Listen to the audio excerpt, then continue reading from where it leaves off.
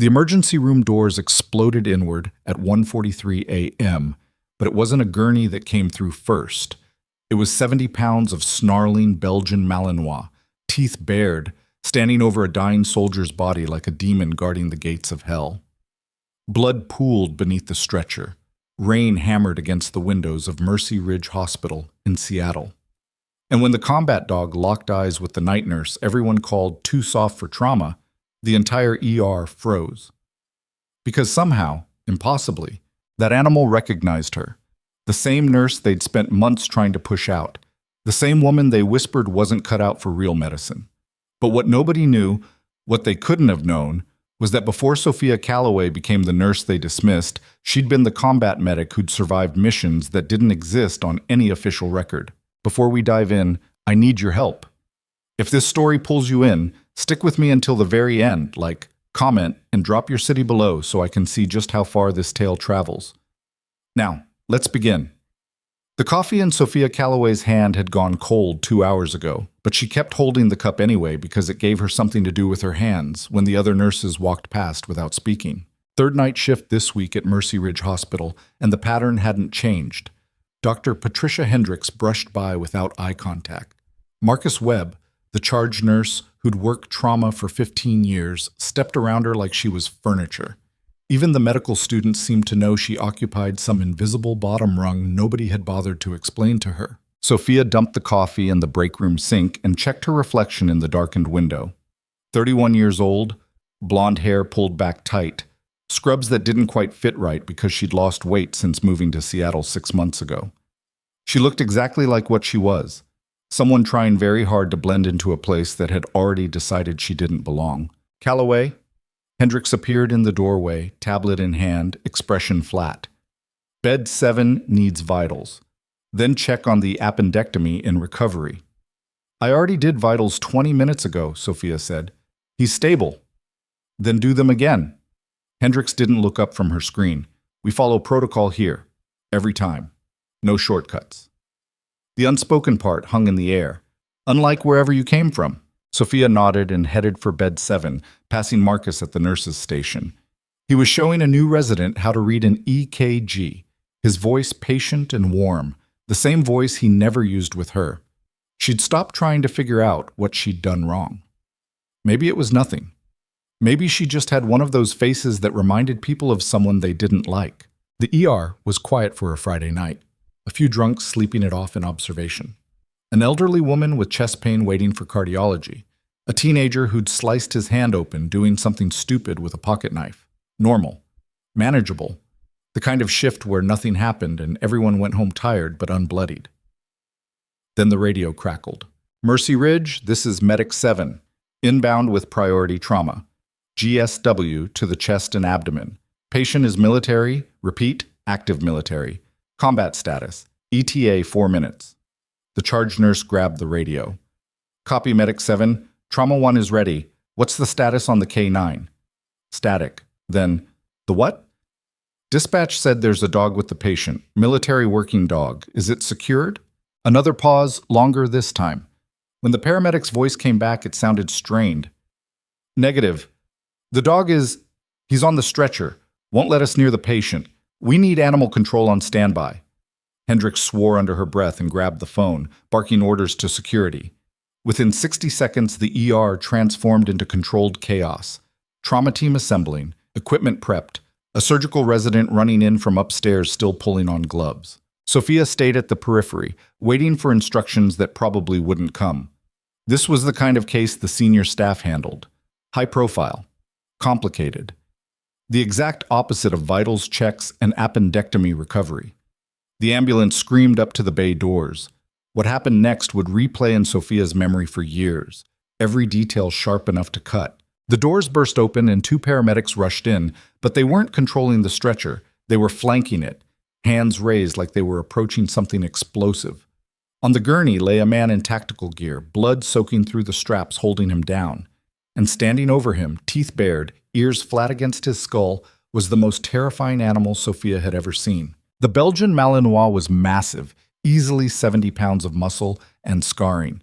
His coat was mottled with old wounds, and his eyes, tracked every person in the room with predatory precision. A low growl rumbled from his chest, the kind of sound that bypassed rational thought and went straight to primal fear. "Jesus Christ," Marcus muttered. "Get that thing out of here." "Can't." One of the paramedics kept his distance, voice tight. "He lunged at us twice already, nearly took Thompson's arm off. The patient, his name's Commander Jackson Reed, he coded once in transit. Dog went berserk. We couldn't get close enough to continue compressions." Hendricks moved forward, professional mask firmly in place. "Security's on the way with tranquilizers. We'll sedate the animal and—" The dog's growl deepened into something that barely sounded canine. His lips pulled back further, exposing teeth designed to tear through flesh and bone. "Don't!" Sophia heard her own voice before she decided to speak. "Don't sedate him." Every head turned toward her. Hendricks' expression went from surprise to irritation in half a second. "Excuse me? If you sedate him now, while his handler's dying, he'll panic. He's protecting Reed because that's what he's trained to do.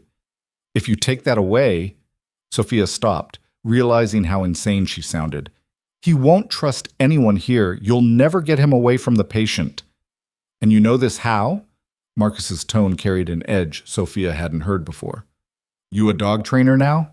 The Belgian Malinois shifted on the stretcher, massive paws finding purchase on either side of Reed's body. His eyes swept the room again, and for just a second, one impossible, heart-stopping second, they locked on Sophia. The dog froze. So did she. Because there was recognition in that animal's eyes. Not the general awareness of another human presence, but specific, targeted recognition. He knew her. Somehow, from somewhere, this combat dog knew exactly who she was. The moment shattered when Dr. Raymond Pierce burst into the trauma bay, the ER director whose reputation preceded him like a weather system. 50-something, silver hair, the kind of face that looked good on hospital marketing materials. He took in the scene with one sweep, and his jaw tightened. "What the hell is this?" "Military trauma," Hendricks said. "GSW patient critical, but there's a—" "I can see the dog." Pierce's voice could have frozen nitrogen. "Where's animal control?" "5 minutes out." "We don't have 5 minutes. That patient needs surgery now." He turned to Marcus. "Get the tranquilizer gun from security storage. We'll drop the animal and move the patient." "No." Sophia spoke again, louder this time, and immediately regretted it when Pierce's attention swung toward her like a spotlight. "Who are you?" "Sophia Calloway. I'm the new night nurse." Pierce's eyes narrowed. "The one who transferred from— where was it? Portland? Eugene?" "Portland. Right." He said it like she'd just confirmed something he'd suspected. "Here's what you're going to do, Calloway. You're going to step out of this trauma bay and let the experienced staff handle the critical case." The dismissal was so casual, it took Sophia a second to process it. Around them, the other nurses and residents shifted uncomfortably, but nobody spoke up. Nobody ever did. "That dog knows me," Sophia said quietly. "I don't know how, but he does. If you tranquilize him, that's enough." Pierce moved closer, voice dropping to a register meant only for her. "You've been here 6 months, and you've been a problem for 5.5 of them, questioning procedures, arguing with senior staff. Now you're disrupting a trauma response with some fantasy about a dog recognizing you." He gestured toward the exit. "Out, now, or I'll have security escort you out." The Belgian Malinois growled again, but this time it was different, sharper, more focused. His eyes hadn't left Sophia. Her hands were shaking. She forced them still and met Pierce's glare. "That patient has maybe 10 minutes before he bleeds out. The dog won't let you touch him, but I think— Security!" Pierce didn't even let her finish. "Get this nurse out of my trauma bay." 2 guards appeared in the doorway, looking uncertain but moving forward anyway. The Belgian Malinois tracked their approach, body coiling like a spring. Sophia felt something crack open inside her chest. Not quite anger, not quite fear, but something worse. The feeling of being invisible even when she was screaming. The exhaustion of fighting to be heard when nobody was listening.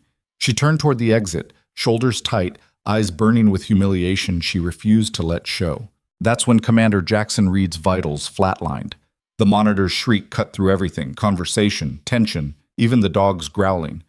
The trauma team surged forward instinctively, but the Belgian Malinois launched himself between them and the stretcher, snapping at anyone who got within 3 feet.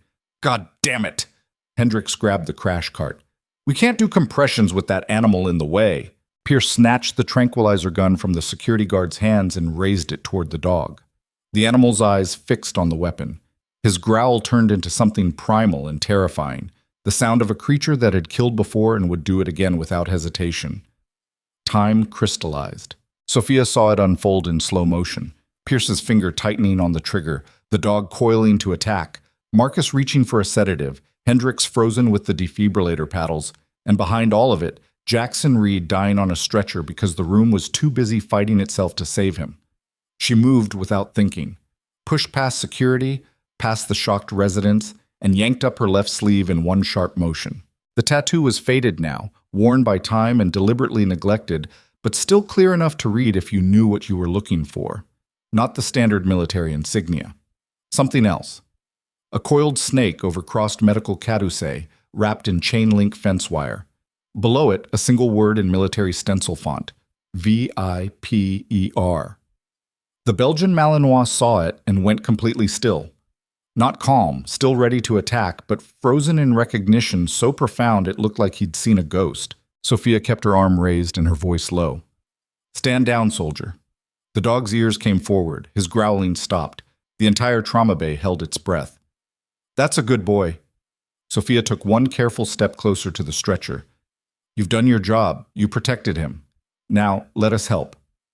The Belgian Malinois watched her with eyes that had seen too much violence, too much blood. For 3 seconds, nobody moved.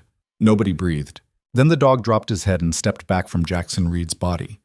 The trauma team erupted into motion. Hendricks started compressions while Marcus prepped the defibrillator. A resident got IV access. Another checked the gunshot wounds. The organized chaos of emergency medicine took over, everyone moving with practiced precision now that the animal was no longer a threat. But Sophia couldn't move, couldn't look away from the dog, who was now sitting beside the stretcher, still watching her with that impossible recognition in his eyes. Pierce stared at her like she'd just performed a magic trick he couldn't explain. What the hell was that? His voice had lost its authority, replaced by something closer to confusion. Sophia didn't answer. She was too busy calculating exactly how badly she'd just screwed herself. The tattoo was visible now. The call sign, the one that should have been buried with a dozen other classified operations, was exposed under fluorescent hospital lights for anyone to see. Before Pierce could push the question, before anyone could demand an explanation, the ER's main doors slammed open for the second time in 5 minutes. This time, it wasn't paramedics. 4 men in black tactical gear moved through the entrance with the kind of synchronized precision that only came from serious training. No badges visible. No identification, just body armor, weapons holstered but obvious, and the kind of cold professional demeanor that made everyone in the ER instinctively step back. The lead operative swept the room, his gaze landing on Jackson Reed's stretcher, then the dog, then, finally, on Sophia. His eyes widened fractionally.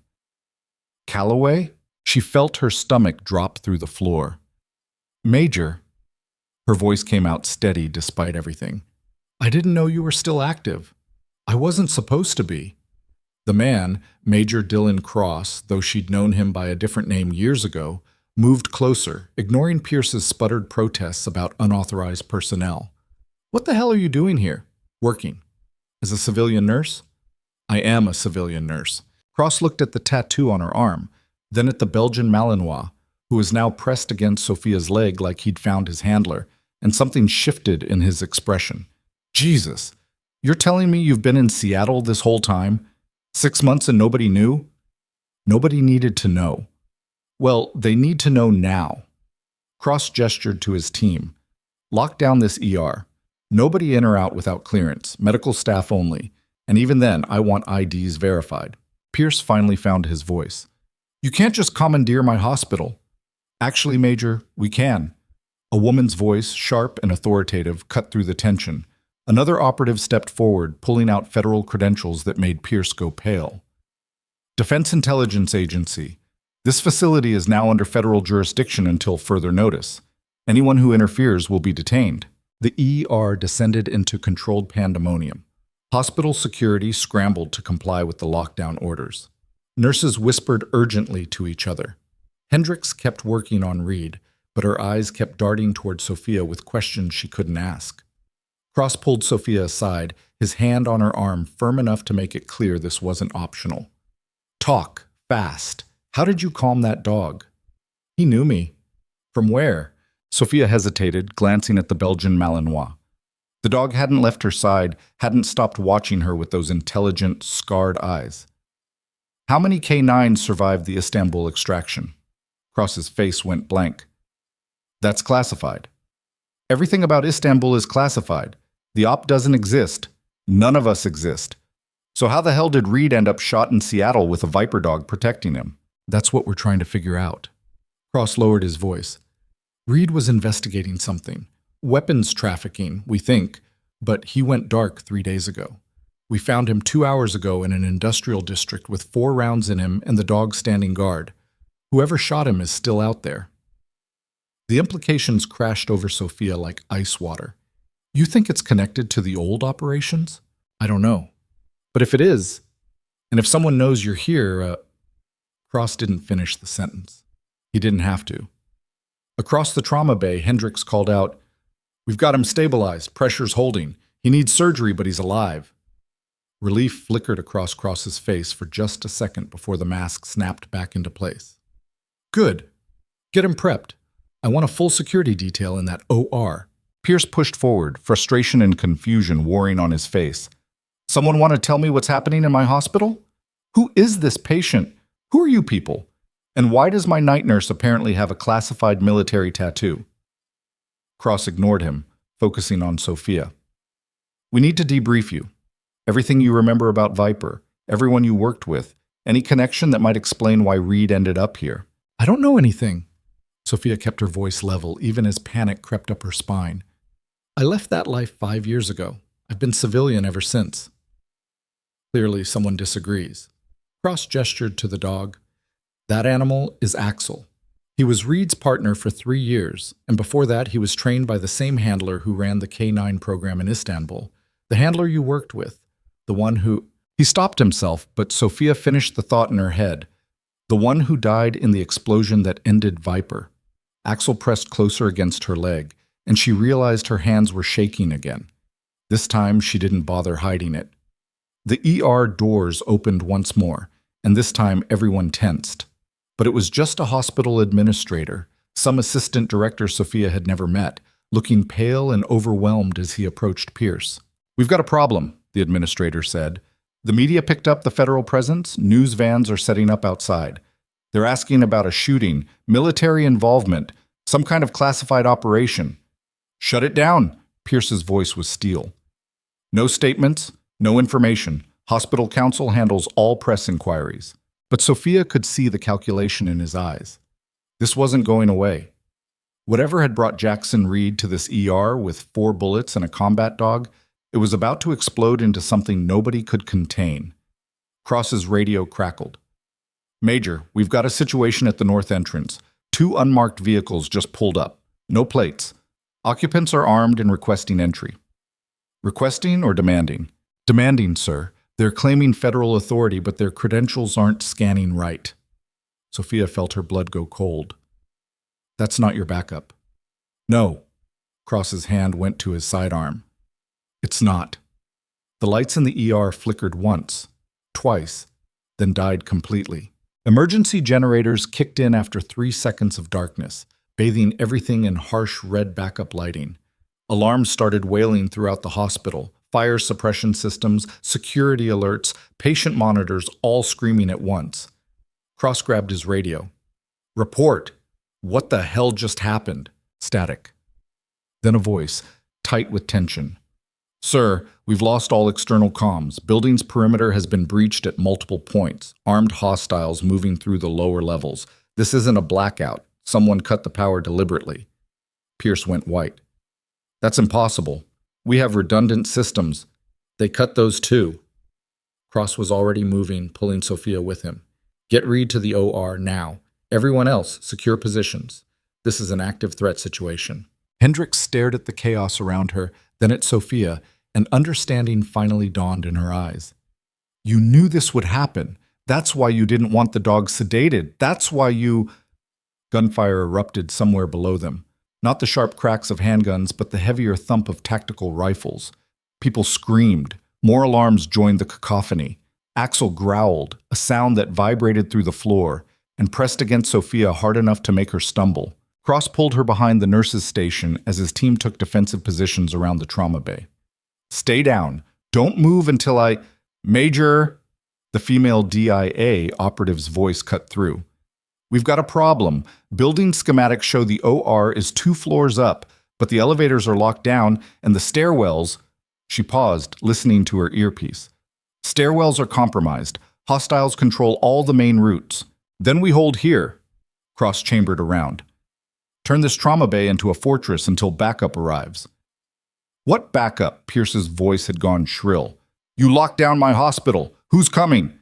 Nobody answered him because nobody had an answer. Sophia knelt beside Axel, her hands buried in his scarred fur, and tried to calculate odds that kept getting worse.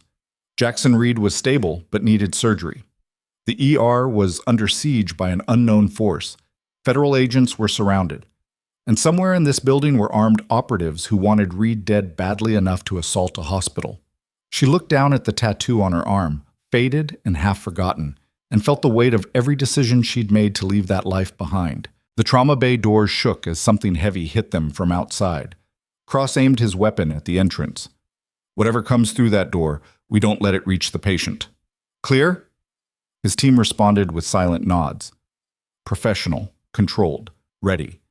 The doors shook again, harder this time. Metal groaned. Sophia felt Axel's muscles coil beneath her hands, the dog preparing to defend his handler one more time. She thought about Pierce's dismissal, about the months of being ignored and underestimated, about how nobody in this hospital had ever bothered to ask what she'd done before becoming a civilian nurse.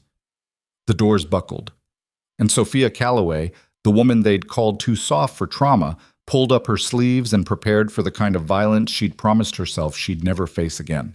The doors exploded inward with a metallic shriek that drowned out the alarms. 3 men in black tactical gear poured through the opening, rifles raised, moving with the kind of precision that came from serious money and serious training. They weren't military, Sophia could tell that in the first half second, but they were close enough to pass in the chaos. Cross fired twice before they'd fully entered. The lead operative dropped, his weapon clattering across blood-slicked tile. The other 2 scattered, using overturned equipment as cover, while return fire punched through medical cabinets and shattered monitors. Axel launched himself at the nearest gunman with terrifying speed. 70 pounds of scarred muscle and trained aggression hit the man's center mass, driving him into the wall hard enough to crack plaster. The rifle discharged into the ceiling. The man screamed. Sophia pressed herself against the nurse's station, hands covering her ears as the trauma bay transformed into a war zone. Hendricks had dragged Reed's stretcher behind the crash cart, trying to shield her patient with her own body. Marcus crouched near the supply closet, face white with shock. Pierce had disappeared entirely, probably running for his office the second the shooting started. Cross's team returned fire in controlled bursts, forcing the remaining attacker back through the doorway. The DIA operative, the woman whose name Sophia still didn't know, moved with lethal efficiency, flanking left while her partner covered right. Military training, Sophia thought. Recent deployment, the kind of muscle memory that only came from combat. The gunfire stopped as abruptly as it started. Axel stood over the man he'd brought down, teeth buried in the operative's shoulder, growling in a register that barely sounded animal. The man wasn't moving. Might never move again. Cross checked the doorway, weapon raised, then glanced back at Sophia. You hit? She shook her head, not trusting her voice. Anyone hit? Hendricks straightened slowly, checking Reed's monitors. Patient stable. IV's intact, but we need to move him. Now. He can't survive surgery in these conditions. Surgery's not happening. Cross reloaded with practiced speed. Not until we secure this building. He'll die, Hendricks shot back. Those bullets are still in him. He's bleeding internally. I've bought us maybe 2 hours, but after that won't matter if we're all dead. Cross turned to his team. Stevens? Sit rep. How many hostiles are we looking at? The male operative pressed his earpiece, listening to something Sophia couldn't hear. Unknown. Comms are still jammed. Best guess based on the breach pattern? 8 to 12 operators, professional-grade equipment. Whoever's funding this operation isn't playing around. 8 to 12. Against 4 federal agents, a handful of medical staff, and 1 combat dog. The math wasn't complicated. Sophia found her voice. They're here for Reed. Obviously, Cross said. No, I mean they're only here for Reed. Everyone else is just in the way. She stood, legs shaking but holding. If we move him, they'll follow. Keep him static, and this whole floor becomes a kill box. Marcus stared at her like she'd started speaking another language. What the hell are you talking about? She's right. The DIA woman, Stevens had called her Morrison, checked her weapons chamber. They hit hard and fast because they knew we'd locked down the ER. They're trying to overwhelm us before backup arrives. What backup? Hendrick's voice cracked. You said comms are down. Local comms, but we triggered a federal distress beacon when the power cut. Help is coming. Question is whether we can hold out long enough for it to arrive. Another sound echoed from the corridor, boots on tile, multiple sets, moving with purpose. Not running, not rushing. Just advancing steadily toward the trauma bay like they had all the time in the world. Because they did, Sophia realized. The hospital was locked down. Police couldn't get in. Backup was delayed. And somewhere in this building, someone was coordinating an assault with military precision against a handful of defenders who were running low on ammunition and options. Cross positioned his team at the destroyed doorway. Morrison, take the left sight line. Stevens, right. I'll hold center. Anything that moves, you drop it. Major, Morrison's voice carried an edge. We're exposed here. That doorway's a fatal funnel. They'll pin us down and flank through the side corridors. You got a better plan? Yeah, we collapse the defense perimeter, pull back to the OR prep room, seal the doors, and fort up until the cavalry arrives. That leaves Reed completely vulnerable. Reed's vulnerable now. Morrison gestured to the shattered trauma bay. At least in the prep room, we've got 1 entrance to defend instead of 3. Cross hesitated, and Sophia saw the calculation playing out behind his eyes. Military tactics versus medical necessity. Defensive position versus patient survival. The kind of impossible choice that didn't have a right answer. Hendricks made the decision for him. I'll move him. Marcus, help me with the stretcher. Marcus didn't move. His hands were shaking so badly he couldn't grip anything. I can't do this. This isn't... We're nurses, not soldiers. Then get the hell out of the way. Hendricks grabbed the stretcher herself, but Reed's dead weight and the IV lines made it impossible to maneuver alone. She looked at Sophia. Help me. Sophia moved without thinking, muscle memory from a different life taking over. She grabbed the rear of the stretcher while Hendricks took the front, and together they maneuvered Reed toward the back corridor. Axel followed immediately, staying close enough that his shoulder brushed Sophia's leg with every step. The boots in the corridor were getting louder. Cross swore under his breath and pulled his team back. Morrison, cover the retreat. Stevens, you're on rear guard. Nobody gets through. They moved in synchronized chaos, federal agents providing suppressing fire, while medical staff pushed a dying man through a hospital hallway lit only by emergency lighting. Every shadow could hide an attacker. Every corner could be an ambush point. The OR prep room was 20 yards away when the side corridor erupted with gunfire. Stevens went down first, taking 2 rounds to the chest that his body armor barely stopped.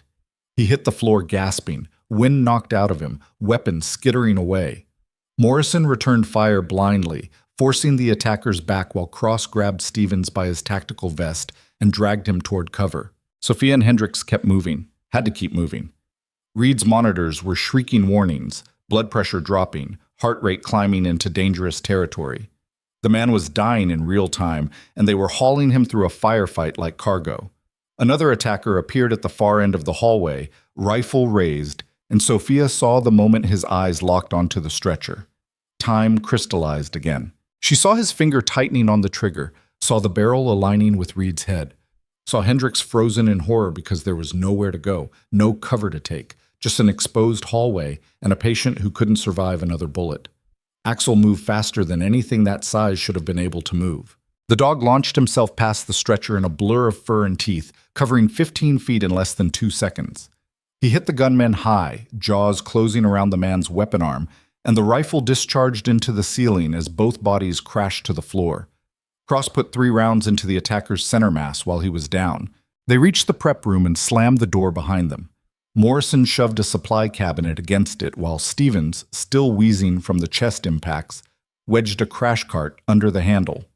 It wouldn't hold long, but it might buy them minutes. Hendricks immediately went to work on Reed, checking his vitals, adjusting IV drips, doing everything she could with the limited equipment in the small room. He's crashing. I need blood. Oh, negative. At least 4 units. Blood bank's 3 floors down, Morrison said. We're not getting there. Then he dies. A lot of people are going to die tonight. Cross reloaded his weapon with hands that had stopped shaking years ago. Question is whether we can keep that number from including everyone in this room. Sophia sank against the wall, adrenaline finally catching up with her. Her hands were covered in blood, Reed's blood, maybe some of her own from where she'd scraped them on the stretcher. Axel pressed against her legs again, his scarred face turned up toward hers, and she realized the dog was trembling. Not from fear, from exhaustion, from wounds that should have killed him years ago catching up in the worst possible moment. She ran her hands through his fur and felt the ridges of scar tissue beneath, shrapnel wounds, burn marks, the evidence of a violence that had shaped this animal into something barely domesticated. Istanbul, she said quietly. You were there, weren't you? Axel's ears came forward. I remember now. You were the patrol dog, the one who found the explosives before they detonated. Her voice caught. You saved 12 people that night, saved me. Cross glanced over, surprise flickering across his face. I didn't know you were in Istanbul. Nobody knew, that was the point. Sophia kept her focus on the dog. I was attached to Viper for 6 months as a combat medic, embedded with the K9 unit because someone decided we needed medical personnel who could handle the dogs if their handlers went down. And did they? 2 of them, Lieutenant Marks and Sergeant Rosewood. IED took out their vehicle during an extraction. I kept the dogs alive long enough to get them back to base. She paused. Marks didn't make it. Rosewood lost both legs. The program shut down 3 months later after someone leaked operational details and got half the team killed. Morrison was watching her with new interest. You're the medic from the leaked op? The one they said disappeared? I didn't disappear, I left. There's a difference. Not to the people looking for you, there isn't. The statement hung in the air like smoke. Sophia felt something cold settle in her chest. What does that mean? Before Morrison could answer, the door shuddered under a massive impact. Then another. Someone was using a battering ram or something close to it, systematically destroying the makeshift barricade. Stevens struggled to his feet, still wincing from the chest impacts. Major, we can't hold this position. That door's going to give in the next 60 seconds. Then we make every second count.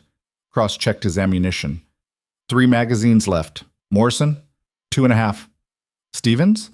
I lost my primary during the breach. Pistol only, 1 magazine. The math was getting worse by the minute.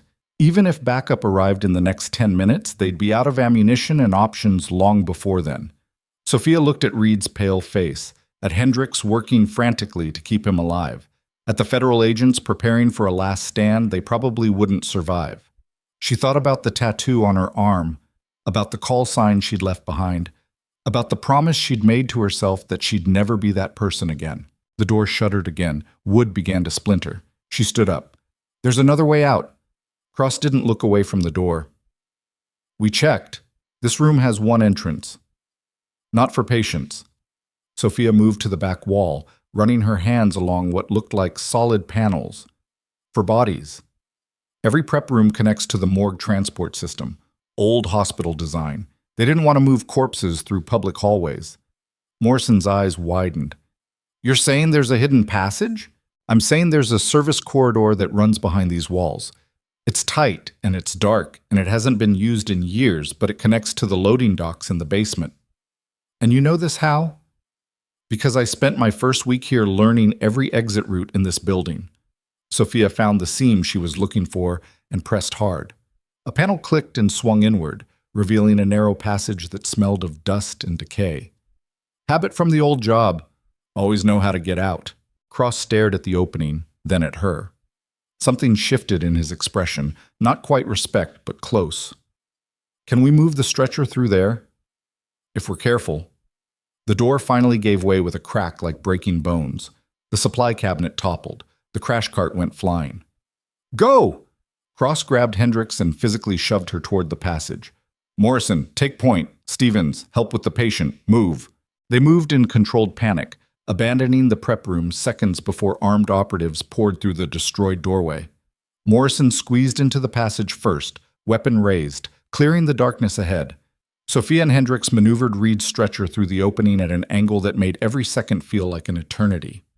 Axel followed without hesitation, his body pressed low as he navigated the tight space. Stevens came last, turning to provide cover fire as Cross sealed the panel behind them. Gunfire erupted in the prep room they'd just abandoned. Voices shouted in frustration. Someone swore viciously, then silence as the panel locked into place. The service corridor was pitch black except for the red emergency lights bleeding through ventilation grates. The air was stale and thick with decades of accumulated dust. The stretcher's wheels scraped against concrete as they pushed forward, the sound impossibly loud in the confined space. Morrison whispered back, "How far to the loading dock?" "Quarter mile," Sophia said. "Maybe less. But the corridor drops 2 floors, and there's a section that's partially collapsed. We'll have to carry the stretcher." Hendricks checked Reed's monitors by the faint glow of the screen. "He's not going to make it. His pressure's dropping too fast. I need to get him to an OR in the next 30 minutes, or nothing." Cross's voice was flat. "We keep moving or we die here. Those are the options." They moved in silence, broken only by their breathing and the scrape of the stretcher. Sophia led the way with Morrison, navigating by memory and the occasional emergency light. Behind her, she could hear Stevens struggling with the rear of the stretcher, his breathing still labored from the chest impacts. The corridor began to slope downward. The temperature dropped. Somewhere in the darkness, water dripped with steady rhythm. Axel growled softly. Sophia froze. "What is it?" The dog's body had gone rigid, every muscle tensed. His ears were flat against his skull, and his attention was locked on something ahead that she couldn't see. Morrison raised her weapon. "I've got movement, 20 meters forward, multiple contacts." "That's impossible," Sophia said. "Nobody knows about this corridor." "Apparently somebody does."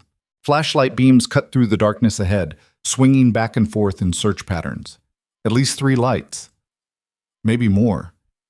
And behind them, voices speaking in clipped professional tones that carried too well in the confined space. They were trapped. Hostiles ahead. Hostiles behind. And a dying man on a stretcher that made stealth impossible. Cross pulled Sophia back. "Is there another route? Any other way to the loading dock?" She ran through the mental map she'd built during those first paranoid weeks. "There's a maintenance shaft about 50 feet back. Leads to the mechanical room. From there we could access the main building, but we'd be completely exposed," Morrison finished. "Out in the open with no cover and a patient who can't move. Better than being pinned in a corridor with no room to maneuver." The flashlights were getting closer. Sophia could hear boots on concrete now, moving with purpose. Stevens pulled a grenade from his tactical vest. "I can buy us time. Fall back to that maintenance shaft and I'll—" "No!" Cross grabbed his arm. "You use that in here and you'll bring the ceiling down on all of us." "Then what do you suggest, Major?" Before Cross could answer, Reed's monitor started screaming. Not the steady beep of declining vitals, but the long, flat tone that meant only one thing. Hendricks grabbed the defibrillator. "He's coding. I need to shock him now." "You charge that thing and they'll hear us," Morrison hissed. "I don't care. He's dying. We're all dying." "Enough." Sophia pushed between them, her voice low but carrying authority she didn't know she still had. "Hendricks, do your job. Keep him alive. Morrison, cover the rear approach. Cross, Stevens. You're with me." Cross stared at her. "What are you, saving your asses?" She turned to Axel. "With me, soldier. Time to work." The dog moved to her side immediately, falling into a heel position that was pure military training. Sophia started walking toward the flashlights. "Calloway, get back here!" Cross's whisper was urgent, but she ignored it. She kept moving forward, hands raised, Axel at her side, stepping into the beam of the nearest flashlight like she'd done this 100 times before. Because she had. Different country, different war, but the principle was the same. The flashlights converged on her face, blinding bright, weapons raised. At least 4 operators in tactical gear, their faces covered by masks that made them look more machine than human. "Don't shoot." Sophia kept her voice steady. I'm unarmed. I'm a nurse. I just want to talk. One of the operators moved closer, weapon still raised. Where's Reed? Close, but you're not getting to him. We'll see about that. No, Sophia said. You won't, because I'm going to make you an offer. The operator tilted his head slightly. What kind of offer? The kind where some of you walk out of here alive. She gestured to Axel. You know what this dog is. You know what he's trained to do. And you know that in this corridor, with these tight quarters, he'll take down at least 2 of you before you kill him. We'll take that trade. Will you? Sophia took one step closer. Because behind me are 4 federal agents with nothing to lose and a patient they'll die protecting. You come at us, you're starting a fight in a confined space where nobody wins. Bullets will ricochet. Bodies will pile up. And even if you get through us, you think backup isn't coming? You think this entire assault hasn't been broadcast to every federal agency in the region? The operator studied her for a long moment. She couldn't see his face behind the mask, but she could feel the calculation happening. Who are you? Nobody important. Just a nurse caught in the wrong place. Bullshit. He moved closer still, close enough that she could smell gunpowder and sweat. You've got viper ink on your arm. You handle that dog like a trained operator, and you're standing here negotiating like someone who knows exactly what she's doing. Sophia felt her heart hammering, but kept her expression neutral. Then you know I'm not bluffing. Behind her, she heard the muffled thump of defibrillator pads, heard Hendricks counting compressions, heard the faint electronic whine of charging capacitors. The operator's attention flickered toward the sound. That's when Sophia moved. She dropped low and to the left, yanking Axel with her, as gunfire erupted in the space she'd just occupied. The muzzle flash lit up the corridor like lightning. Concrete exploded where her head had been. But Cross and Stevens had used those precious seconds to get into position. They opened fire from behind the stretcher, controlled bursts that filled the corridor with deafening thunder. Morrison joined from the rear, catching the operators in a crossfire they hadn't anticipated. 2 went down immediately. A third stumbled back, weapon clattering away. The fourth, the one who'd talked to Sophia, took cover behind a support pillar and returned fire with professional accuracy that forced everyone back. Sophia pressed herself against the wall, ears ringing, hands over her head as bullets carved through the darkness. Axel was beside her, trembling but holding position, waiting for a command she didn't know how to give. The gunfire stopped as abruptly as it started. Silence crashed down like a physical weight. Sophia's hearing was muffled, cotton-stuffed.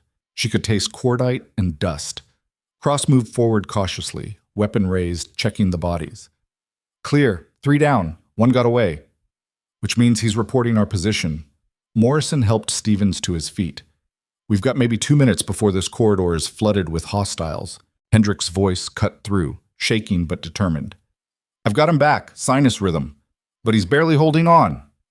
They kept moving, faster now, abandoning caution for speed. The maintenance shaft was exactly where Sophia remembered, a vertical tube barely wide enough for 1 person, with ladder rungs welded to the side that looked corroded and unstable. Morrison peered down the shaft.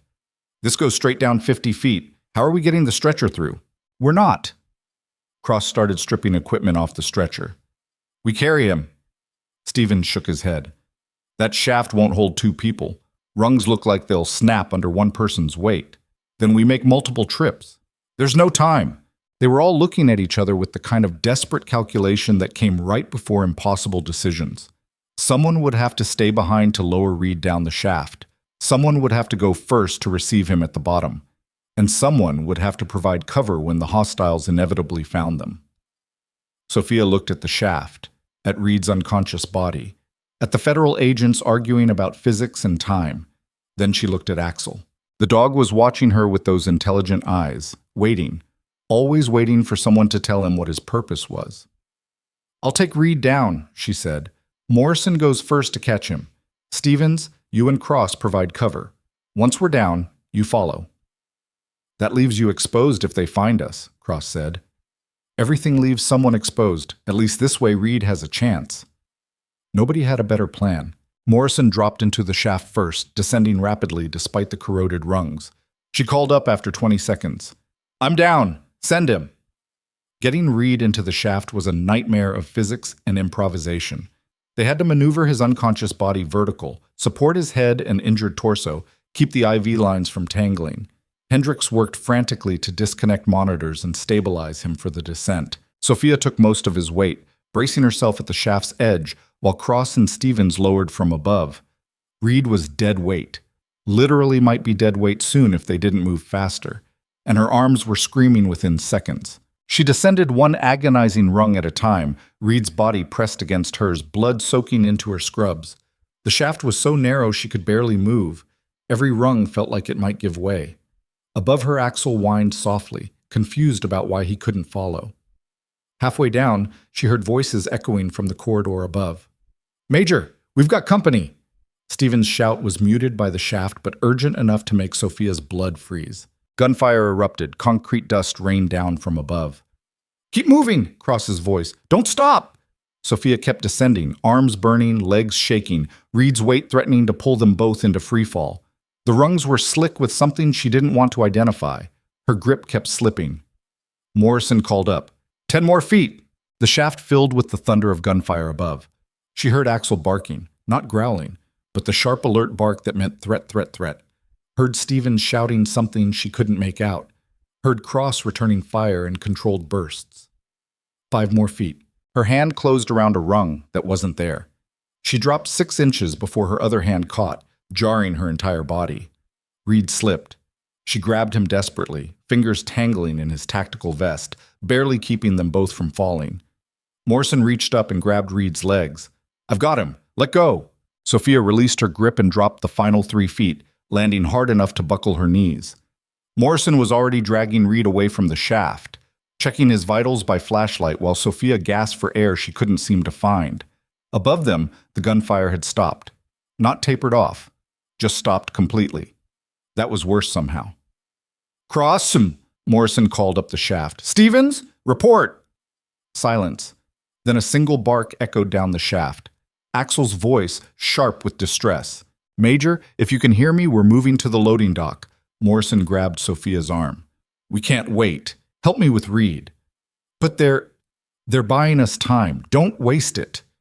They dragged Reed through a mechanical room filled with ancient pipes and electrical panels humming with dangerous energy. The loading dock was supposed to be another 100 yards through a service tunnel. Sophia's arms felt like rubber.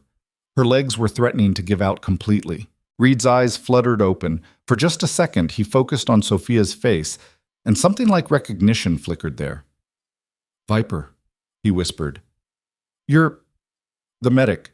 Save your strength." "They know." His hand grabbed her wrist with surprising force. "Pierce, he's working with them. Has been from the start. That's why they knew." His eyes rolled back. The grip loosened. Morrison checked his pulse. Still with us. Barely. "Pierce?" Sophia's mind was racing. "The ER director?" "Makes sense. How else would they know our exact position? How else would they coordinate a hospital assault this precise?" Morrison kept moving, dragging Reed's stretcher through the tunnel. Someone on the inside feeding them information in real time. The loading dock access was blocked by a security door that required a keycard.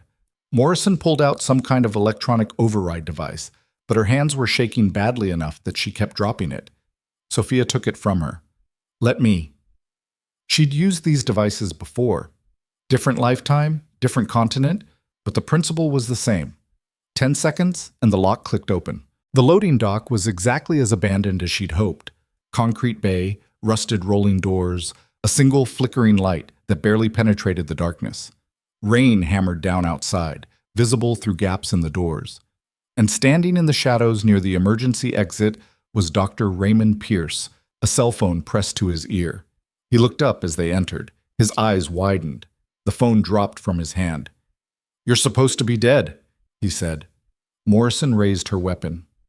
"Don't move." But Pierce was already moving, backing toward the exit, hands raised but expression calculating rather than afraid. "You don't understand what you've stumbled into. This is bigger than one patient, bigger than this hospital." "I don't care how big it is," Morrison's voice was steel. "Get on the ground now." "I can't do that." "Then I put you down."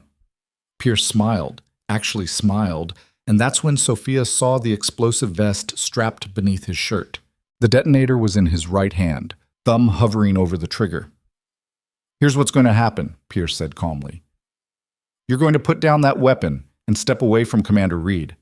Then you're going to walk out that door and forget everything you saw tonight, or I detonate this vest and we all die in the rubble." Morrison didn't lower her weapon. "You're bluffing, am I?" Pierce pulled his shirt open, revealing the vest in detail.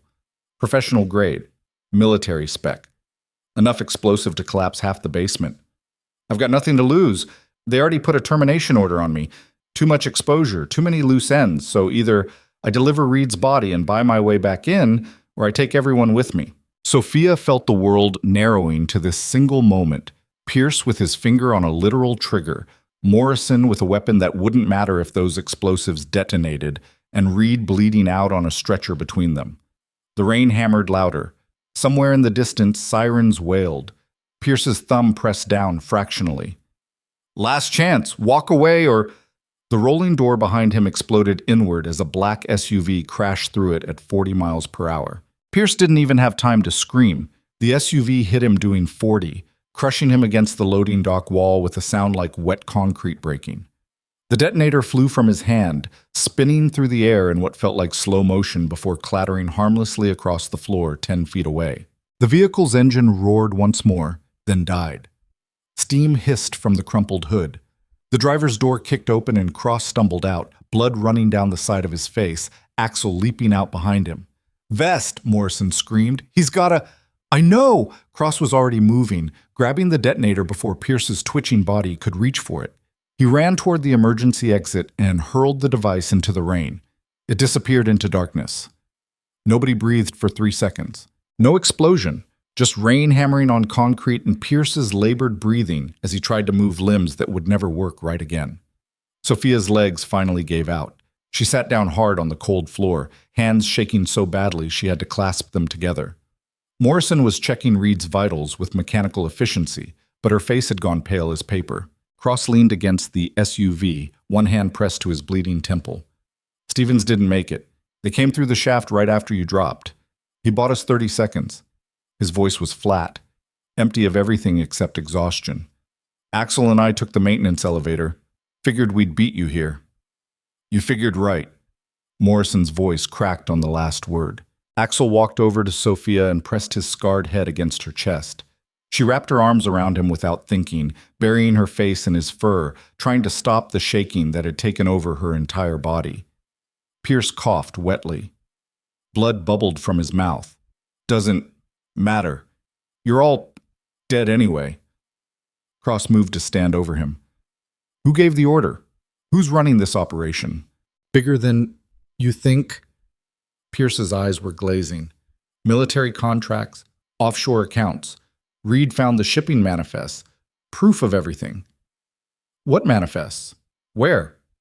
But Pierce's eyes had stopped focusing. His breathing turned shallow and irregular. Whatever he knew died with him as his chest stopped moving entirely. Morrison checked for a pulse out of habit, then shook her head. "He's gone." "Good." Cross didn't sound remotely sympathetic. He pulled out his phone, checking for signal. "Still jammed. Whoever's running this operation has serious resources. They're blocking every frequency in a 2-mile radius." The loading dock's emergency exit suddenly burst open. 4 people in tactical gear poured through, but these weren't attackers. Sophia recognized the patches on their shoulders immediately. FBI hostage rescue team. Real federal agents, not the private military contractors who'd been hunting them.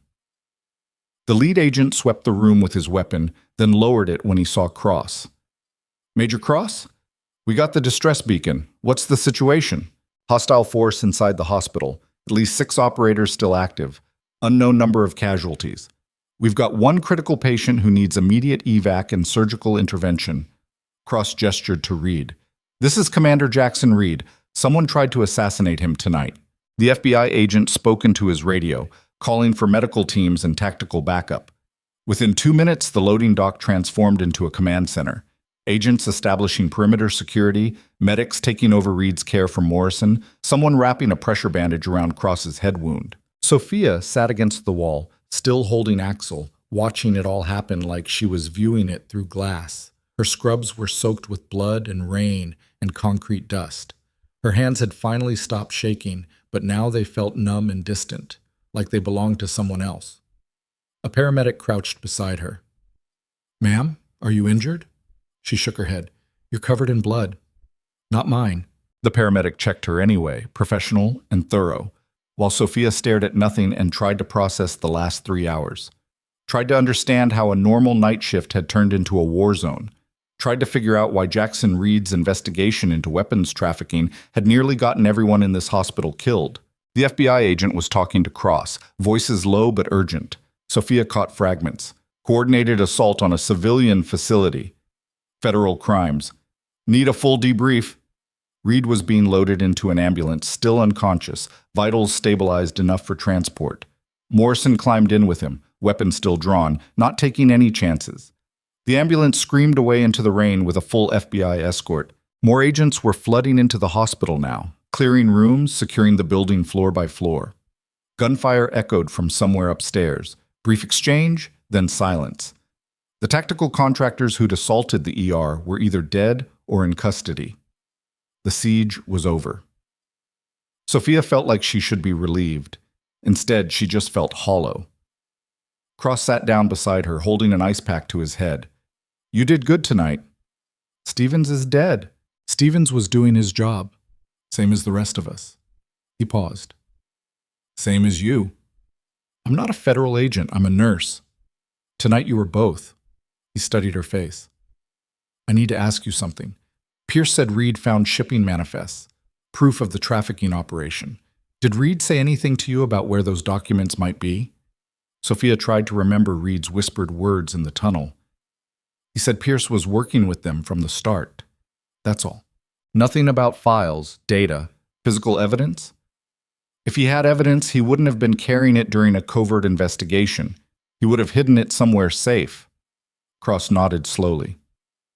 "That's what we figured. Which means whoever tried to kill him tonight wasn't just eliminating a threat. They were trying to find out where he stashed the proof before he could talk. They failed. This time." Cross stood up, groaning slightly. "But they'll try again. Reed's alive, which means he's still a target. And now so are you." The words took a second to land. "What?" "You saved his life multiple times. You're a witness to everything that happened tonight. And you're former Viper, which means you've got connections to classified operations these people desperately want to keep buried."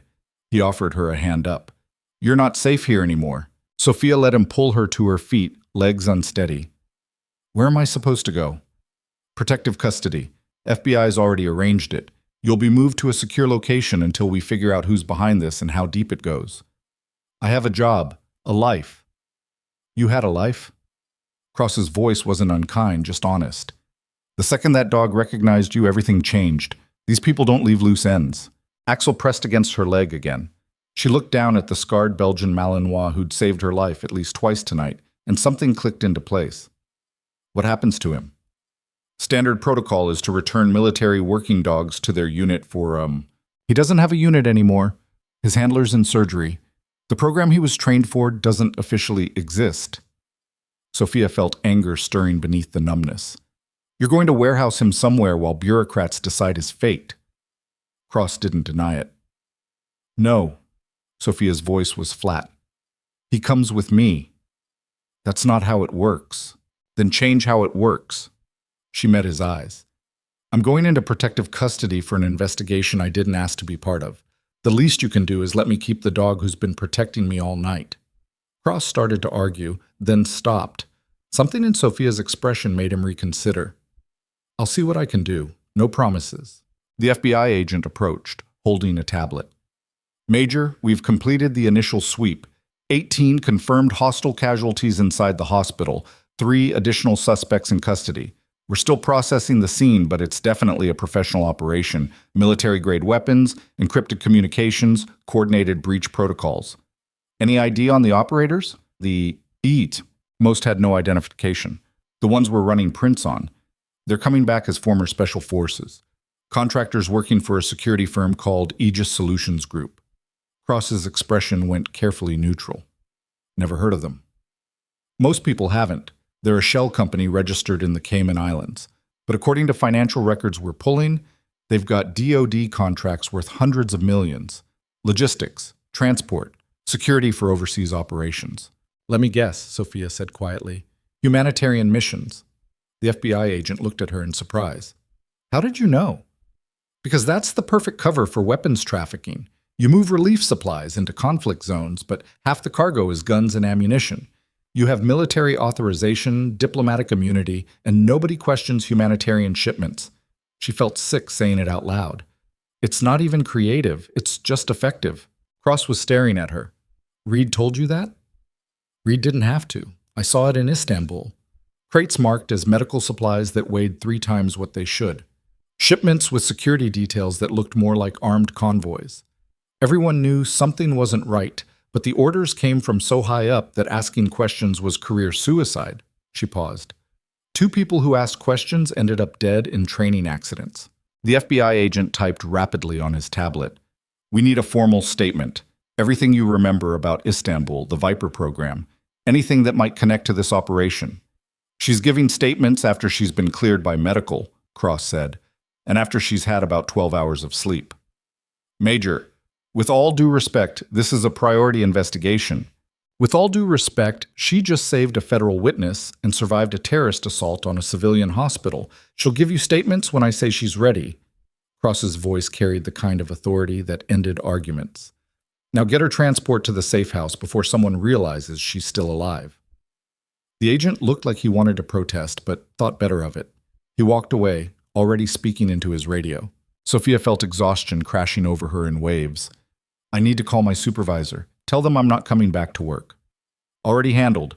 Hospital's been notified you're involved in a federal investigation and won't be returning. What about my apartment? My things? A team will collect essentials and bring them to the safe house. Anything else can wait. It was happening too fast. Her entire life dismantled and repacked in the span of one conversation. Sophia wanted to argue, wanted to fight back against the momentum carrying her away from everything familiar, but she couldn't find the energy. A black SUV pulled up to the loading dock. Not the one Cross had crashed. A new one, windows tinted dark, government plates. 2 agents in suits stood beside it, professional and impersonal.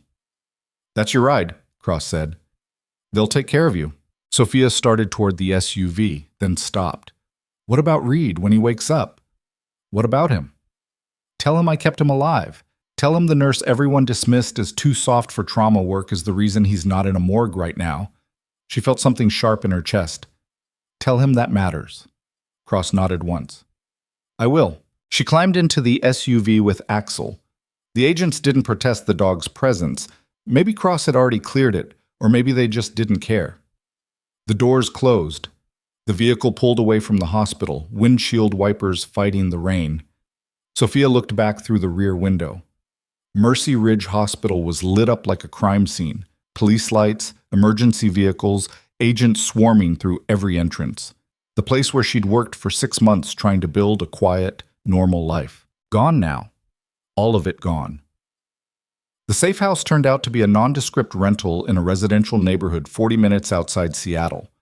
2-bedroom ranch, anonymous furniture, security cameras covering every angle. The agents who'd driven her showed her around with minimal conversation. Bedroom upstairs, kitchen stocked with basics, panic button in every room, armed detail in the house across the street. Don't leave without clearance, one agent said. Don't contact anyone from your previous life. Don't post on social media. Don't do anything that might indicate your location. Then they left her alone. Sophia sat on the couch in the dark living room, rain still hammering outside. Axel curled up at her feet. She should sleep, should eat something, should do any of the normal human maintenance her body was screaming for. Instead, she pulled up her sleeve and looked at the faded Viper tattoo.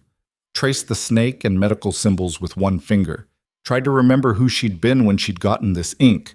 Young, idealistic, convinced she was serving something important. She'd learned better. Learned that classified operations were classified for reasons that had nothing to do with national security and everything to do with covering up crimes. Learned that asking questions made you a liability. Learned that the people giving orders weren't necessarily the good guys. So she'd left, changed her name, buried her service record, became the kind of person who existed in comfortable obscurity. A nurse nobody noticed, someone who could live a quiet life and never think about Istanbul again. Except Istanbul had found her anyway. Had walked through the ER doors in the form of a dying commander and a combat dog who remembered her face.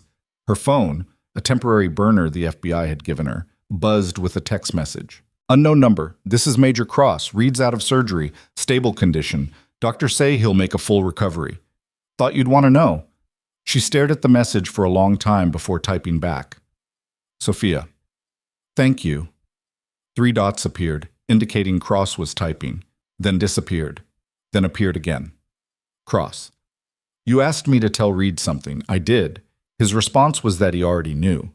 Said anyone who could calm Axel like that wasn't someone to underestimate. Sophia felt something crack in her chest. Not quite tears, but close. Sophia. Did you find the manifests? Cross. Still looking. Reed's not conscious enough to give us details, but we did find something interesting in Pierce's office. Offshore bank records, payments to Aegis Solutions Group, wire transfers from a DoD account that shouldn't exist. Sophia. How high does this go? Cross. High enough that I've been ordered to limit the investigation to known suspects. Someone upstairs is nervous. Sophia. Someone upstairs is involved. Cross. That's what we're worried about. The phone went silent. Sophia set it down and leaned back against the couch, feeling the weight of everything settling on her shoulders. This wasn't over. The assault on the hospital might have failed, but the people behind it, the ones with DoD contracts and offshore accounts, and the power to order military cover-ups, they were still out there. Still planning, still dangerous. Axel stirred at her feet, lifting his massive head to look at her. His eyes caught the light from outside, reflecting amber in the darkness. We're in trouble, aren't we? She said to the dog. Axel's tail thumped once against the floor. Not agreement, just acknowledgement that she'd spoken. Sophia closed her eyes. Tried to imagine what morning would look like. FBI interviews, formal statements, depositions about operations that didn't officially exist. And somewhere in all that bureaucracy, the real criminals would be covering their tracks, destroying evidence, ensuring that nobody with actual power ever faced consequences. Unless she found the manifests first, the thought appeared fully formed, dangerous and ridiculous in equal measure. She was in protective custody, under FBI supervision, being watched by agents specifically assigned to keep her safe and stationary. But she was also the person who'd survived Istanbul, who'd navigated hostile territory and military corruption and come out the other side alive, who'd mapped every exit route in Mercy Ridge Hospital during her first week because old habits died hard, who knew how to disappear when she needed to. Sophia opened her eyes and looked at Axel. If I asked you to help me do something really stupid, would you? The dog's ears came forward. That's what I thought. She stood up and walked through the safe house, taking mental inventory. Security cameras outside, but none inside, which meant the FBI was giving her privacy. Armed detail across the street, but probably bored after hours of watching nothing happen. Panic buttons in every room, but only useful if she wanted help. The back door had a standard deadbolt. No alarm that she could see. The fence was chain link 6 feet high, manageable for someone motivated enough. Her temporary phone buzzed again. Cross. One more thing. We're analyzing the assault patterns from tonight. The contractors didn't just know the hospital layout. They knew our response protocols. Someone fed them classified tactical information. Sophia. A mole in the FBI? Cross. Or DIA. Or DOD. We're not sure yet, but it means we can't trust standard channels. I'm working with a small team I know personally. Nobody else gets read in until we know who's compromised. Sophia. Be careful. Cross. You too. Stay put. Stay safe. We'll handle this. Sophia set the phone down and looked out the window at the rain, at the house across the street where agents were supposedly watching, at the empty residential street that led to a main road that connected to highways that went everywhere. Stay put, Cross had said. But staying put had never been her specialty. She went upstairs and changed out of her blood-soaked scrubs into the civilian clothes the FBI had packed from her apartment. Jeans, dark jacket, hiking boots, pulled her hair into a tight ponytail, looked at herself in the mirror and saw someone she'd tried very hard not to be for the last 5 years. When she came back downstairs, Axel was already waiting by the back door. Smart dog, she said quietly. The window in the bathroom was small but manageable. She opened it slowly, checking for sensors. Nothing obvious. Either the FBI had been sloppy with the safe house setup, or they'd never expected someone in protective custody to run. Sophia climbed through, dropped into the backyard, and waited in the shadows. No alarms, no shouts, just rain and darkness and the distant hum of highway traffic. Axel squeezed through the window after her, barely fitting, scraping his sides on the frame, and landed silently beside her. They moved along the fence line, staying low, until they reached the back corner farthest from the surveillance house. The chain link was wet and slippery, but Sophia had climbed worse. She went over in 10 seconds, landing in the neighbor's yard, then helped guide Axel as he scrambled over behind her. 3 houses down, she found what she was looking for. A beat-up Toyota Corolla with a for sale sign in the window and keys hidden in a magnetic box under the wheel well. Common practice in neighborhoods where people trusted each other. Stupid practice for someone trying to sell a car. Useful practice for someone stealing one. Sophia opened the door and Axel jumped into the passenger seat without hesitation. She hot-wired the ignition, another skill from another life, and pulled away from the curb with headlights off until she'd turned the corner. Her phone would have GPS. The FBI would track it within minutes of realizing she was gone. She rolled down the window and threw the phone into a storm drain. Then she drove towards Seattle, wipers fighting rain, mind racing through possibilities. Reed had found proof of the trafficking operation. Shipping manifests that documented years of illegal weapons moving through humanitarian channels. He'd hidden them somewhere before the assassination attempt, somewhere he'd thought was safe, somewhere that wasn't his home or his office or any location the criminals would think to search. Sophia ran through what she knew about Reed. Military officer, covert operations specialist, the kind of person who understood how to hide evidence from people trained to find it, which meant he'd hidden it somewhere obvious, somewhere nobody would think to look because it was too simple. Her hands tightened on the steering wheel. The hospital. Reed had hidden the evidence at Mercy Ridge Hospital. It was the only thing that made sense. He'd been investigating Pierce, which meant he'd been inside the hospital before tonight. Had probably been there multiple times, watching, gathering proof. And when he'd realized he was in danger, he'd stashed the manifest somewhere in the building, somewhere accessible to him, but invisible to everyone else. Sophia knew Mercy Ridge better than anyone. 6 months of night shifts, mapping exits, learning the building's secrets. If Reed had hidden something there, she could find it. Assuming the FBI hadn't already searched the entire facility and confiscated everything as evidence. Assuming the criminals hadn't sent someone back to retrieve whatever Reed had hidden. Assuming she didn't get caught breaking into a federal crime scene and arrested for obstruction of justice. Axel made a sound that might have been a whine or might have been encouragement, hard to tell with combat dogs. "I know," Sophia said. "This is a terrible idea." But she kept driving anyway.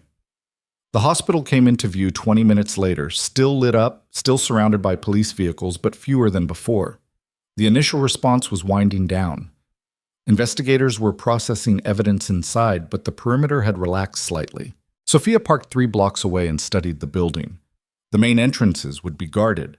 The emergency bay was probably locked down, but there were service entrances, loading docks, maintenance access points that most people forgot about, including the tunnel entrance she'd escaped through earlier tonight. If it wasn't blocked off yet, if the FBI hadn't discovered it during their sweep, she could get inside. She looked at Axel. Last chance to be the smart one and stay in the car. The dog's response was to open his door, somehow nosing the handle until it clicked, and jump out onto the wet pavement. "Right," Sophia said. "Stupid it is." They moved through rain-soaked streets, staying in shadows, avoiding the police presence near the hospital's front entrance. The service tunnel access was in an alley 2 buildings over, a rusted maintenance door that most people walked past without noticing. Sophia had noticed it her second week at Mercy Ridge, had tested the lock out of professional paranoia and found it opened with basic picks. The door was still unlocked, either from the earlier chaos or because nobody had thought to secure it yet. She and Axel slipped inside, closing the door behind them. Total darkness. Sophia used her phone's flashlight, then remembered she'd thrown her phone away. Cursed quietly. Felt along the wall until she found the emergency lighting panel and flipped the switch. Dim red lights flickered to life, illuminating the tunnel that led back to the hospital basement. No voices. No footsteps. Either the FBI hadn't found this access point yet, or they'd cleared it and moved on. Sophia started walking, Axel close beside her, every sense on high alert. The tunnel felt longer than she remembered. Colder. The walls seemed to press in from all sides. They reached the basement level and Sophia stopped, listening. Somewhere above, voices echoed. Agents, probably, still processing the crime scene. But down here, nothing. Just pipes dripping and ancient HVAC systems humming. She needed to think like Reed. Where would a covert operations officer hide classified documents in a hospital he was investigating? Not somewhere obvious like an office or storage room. Those would be searched immediately. Not somewhere secure like a safe, too hard to access quickly if he needed the evidence in a hurry. Somewhere temporary. Somewhere he could retrieve the manifests easily, but where they'd remain hidden from casual observation. The morgue. The thought hit her with absolute certainty. The morgue was in the basement, accessible through the same service corridors Reed would have used to move through the hospital unseen, and it was the one place people avoided unless they absolutely had to be there. Sophia moved through the basement, following signs toward the morgue entrance. Axel stayed close, his breathing steady, but his body tense, ready for threats that might appear at any second. The morgue doors were unlocked. She pushed through into the cold, sterile room that smelled of formaldehyde and death. Metal drawers lined one wall. Examination tables sat empty in the center. Everything was exactly as clinical and depressing as she remembered. Where would Reed hide something here? Not in the drawers, too obvious. Not on the examination tables, too exposed. Sophia scanned the room, looking for anything out of place. Her eyes landed on the ceiling tiles. Drop ceiling. Standard in most hospitals. Easy to access, rarely checked, perfect for hiding something flat like documents. She grabbed a rolling stool and climbed up, pushing aside one of the tiles near the corner. Reached into the space above, feeling around in darkness and dust and probably asbestos. Her fingers touched plastic. She pulled out a zippered document bag, sealed tight, surprisingly heavy. Climbed down and set it on the examination table with hands that had started shaking again. Inside were 3 USB drives and a stack of printed manifests. Shipping records, bank transfers, names and dates, and proof of weapons moving through humanitarian channels for the last 4 years. Enough evidence to destroy careers, end contracts, and send people to federal prison for decades. This was what Reed had been protecting. What people had tried to kill him to prevent from being exposed. And now Sophia was holding it in her hands. Axel growled low in his throat, warning sound she'd learned to recognize. Sophia looked up. Standing in the morgue doorway was Marcus Webb, the charge nurse from the ER. The man who'd spent 6 months treating her like furniture, who'd never once spoken to her unless absolutely necessary. He was holding a gun pointed directly at her chest. "That doesn't belong to you," Marcus said quietly. Sophia didn't move. The document bag sat on the examination table between them, heavy with evidence that could end careers and lives. Marcus's gun was steady, too steady for someone who'd never held a weapon before.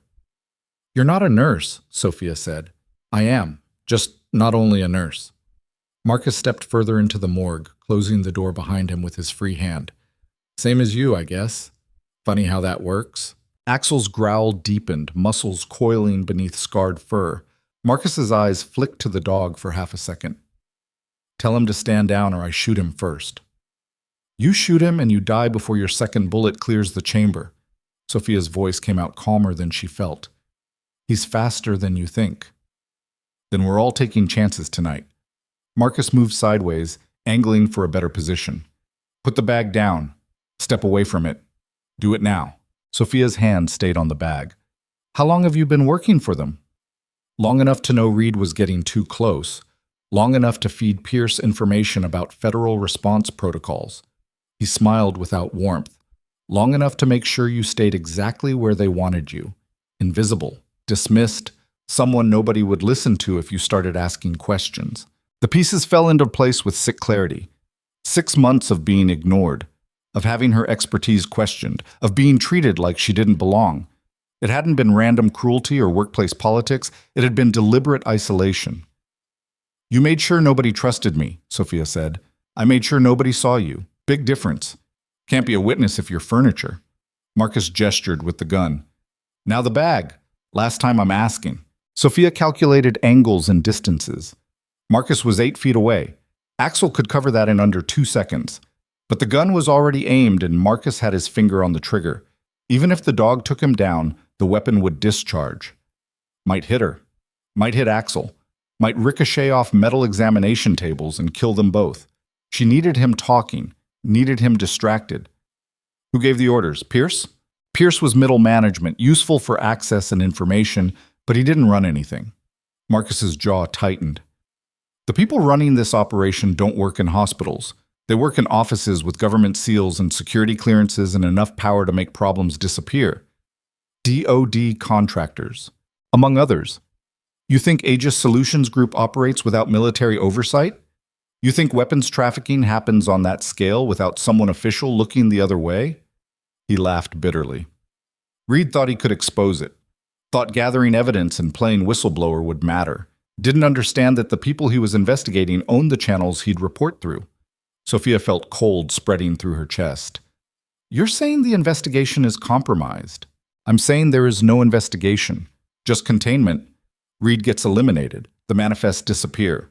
A few contractors take the fall as rogue operators, and everyone with real power walks away clean.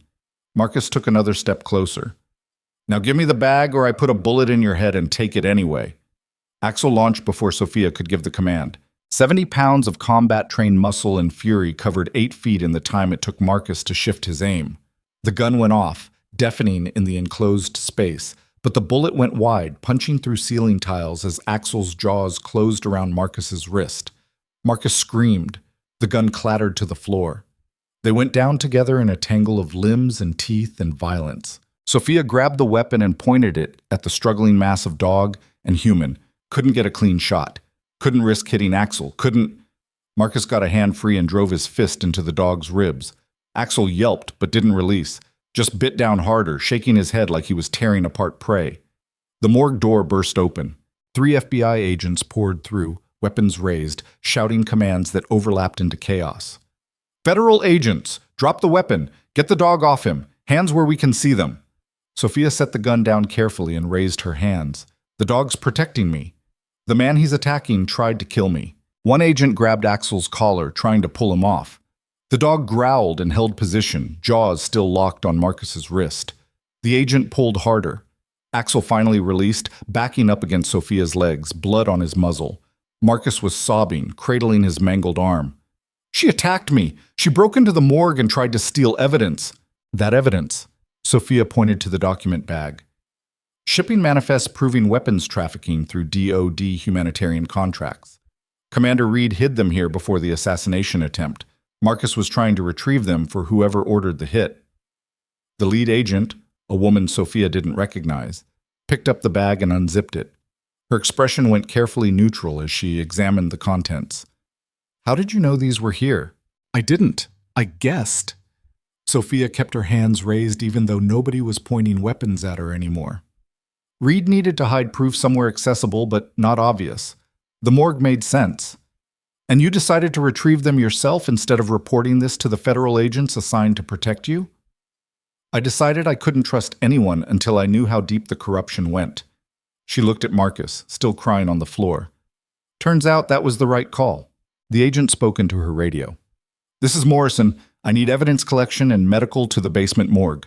And get Major Cross down here. Now. Morrison, the DIA operative from the assault. Sophia felt something unclench slightly in her chest. You followed me, Sophia said. Your safe house detail reported you missing 20 minutes ago. We tracked the stolen vehicle to 3 blocks from here. Morrison examined the manifests more closely. Cross said you were stubborn, didn't mention you were reckless. Is there a difference? Usually the second one gets you killed. Morrison sealed the document bag and handed it to another agent. Secure this. Chain of custody from here to headquarters. Nobody touches it without my direct authorization. Marcus had stopped sobbing. His eyes tracked the bag with desperate intensity. You don't understand what you're doing. Those people, they'll kill everyone involved. You, Reed, her, everyone. That's the idea. Morrison crouched beside him. Make them desperate. Make them sloppy. Make them expose themselves trying to contain the exposure. She smiled without humor. You're going to help us with that. I'm not saying anything. You already did. Morrison gestured to the agent's body camera. Everything since we entered has been recorded and uploaded to secure servers. Your threats, your confession about feeding Pierce classified information, your attempt to murder a federal witness. She stood up. You're done. Medical arrived to treat Marcus's arm. He didn't resist as they bandaged the wounds and prepared him for transport. His face had gone blank, empty of everything except the recognition that he'd lost. Cross appeared in the doorway, taking in the scene with one quick sweep. His eyes landed on Sophia. You were supposed to stay in protective custody. I was. Then I decided evidence was more important than safety. That's not how witness protection works. I'm not a very good witness then. Sophia felt exhaustion crashing over her again. The adrenaline was wearing off and taking her remaining energy with it. Did I just destroy your investigation by breaking chain of custody? You destroyed my investigation by disappearing from a safe house and stealing a car. Cross picked up the gun Marcus had dropped, checking the chamber. But you also recovered evidence we didn't know existed, so I'm calling it even. Morrison was already on her phone, coordinating something with whoever was on the other end. She hung up and turned to Cross. Forensic accounting is tracing the bank transfers now. Names are starting to surface. 3 DOD procurement officers, 2 Aegis executives, and 1 State Department liaison who's been coordinating overseas shipments for 4 years. Cross's expression darkened. How high does it go? High enough that I've been ordered to stop asking. Morrison's voice was flat. Someone upstairs wants this contained to the contractors. They're preparing a narrative about rogue operators and failed oversight. They're preparing a cover-up. That's my assessment. Sophia looked between them. You're federal agents. Can't you just refuse? Cross laughed without humor. Refuse orders from the Deputy Director of Defense Intelligence? Sure, right before I get charged with insubordination and lose my clearance. He paused. But we might not have to refuse directly. What does that mean? It means evidence has a way of becoming public when people try too hard to bury it. Cross gestured to the document bag.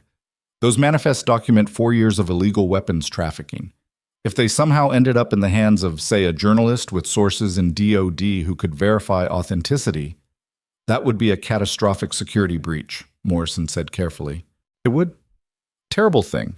Heads would roll over operational security failures like that. Cross met her eyes. But the corruption would be exposed. The people involved would face real consequences instead of quiet reassignments. Morrison considered this for several seconds.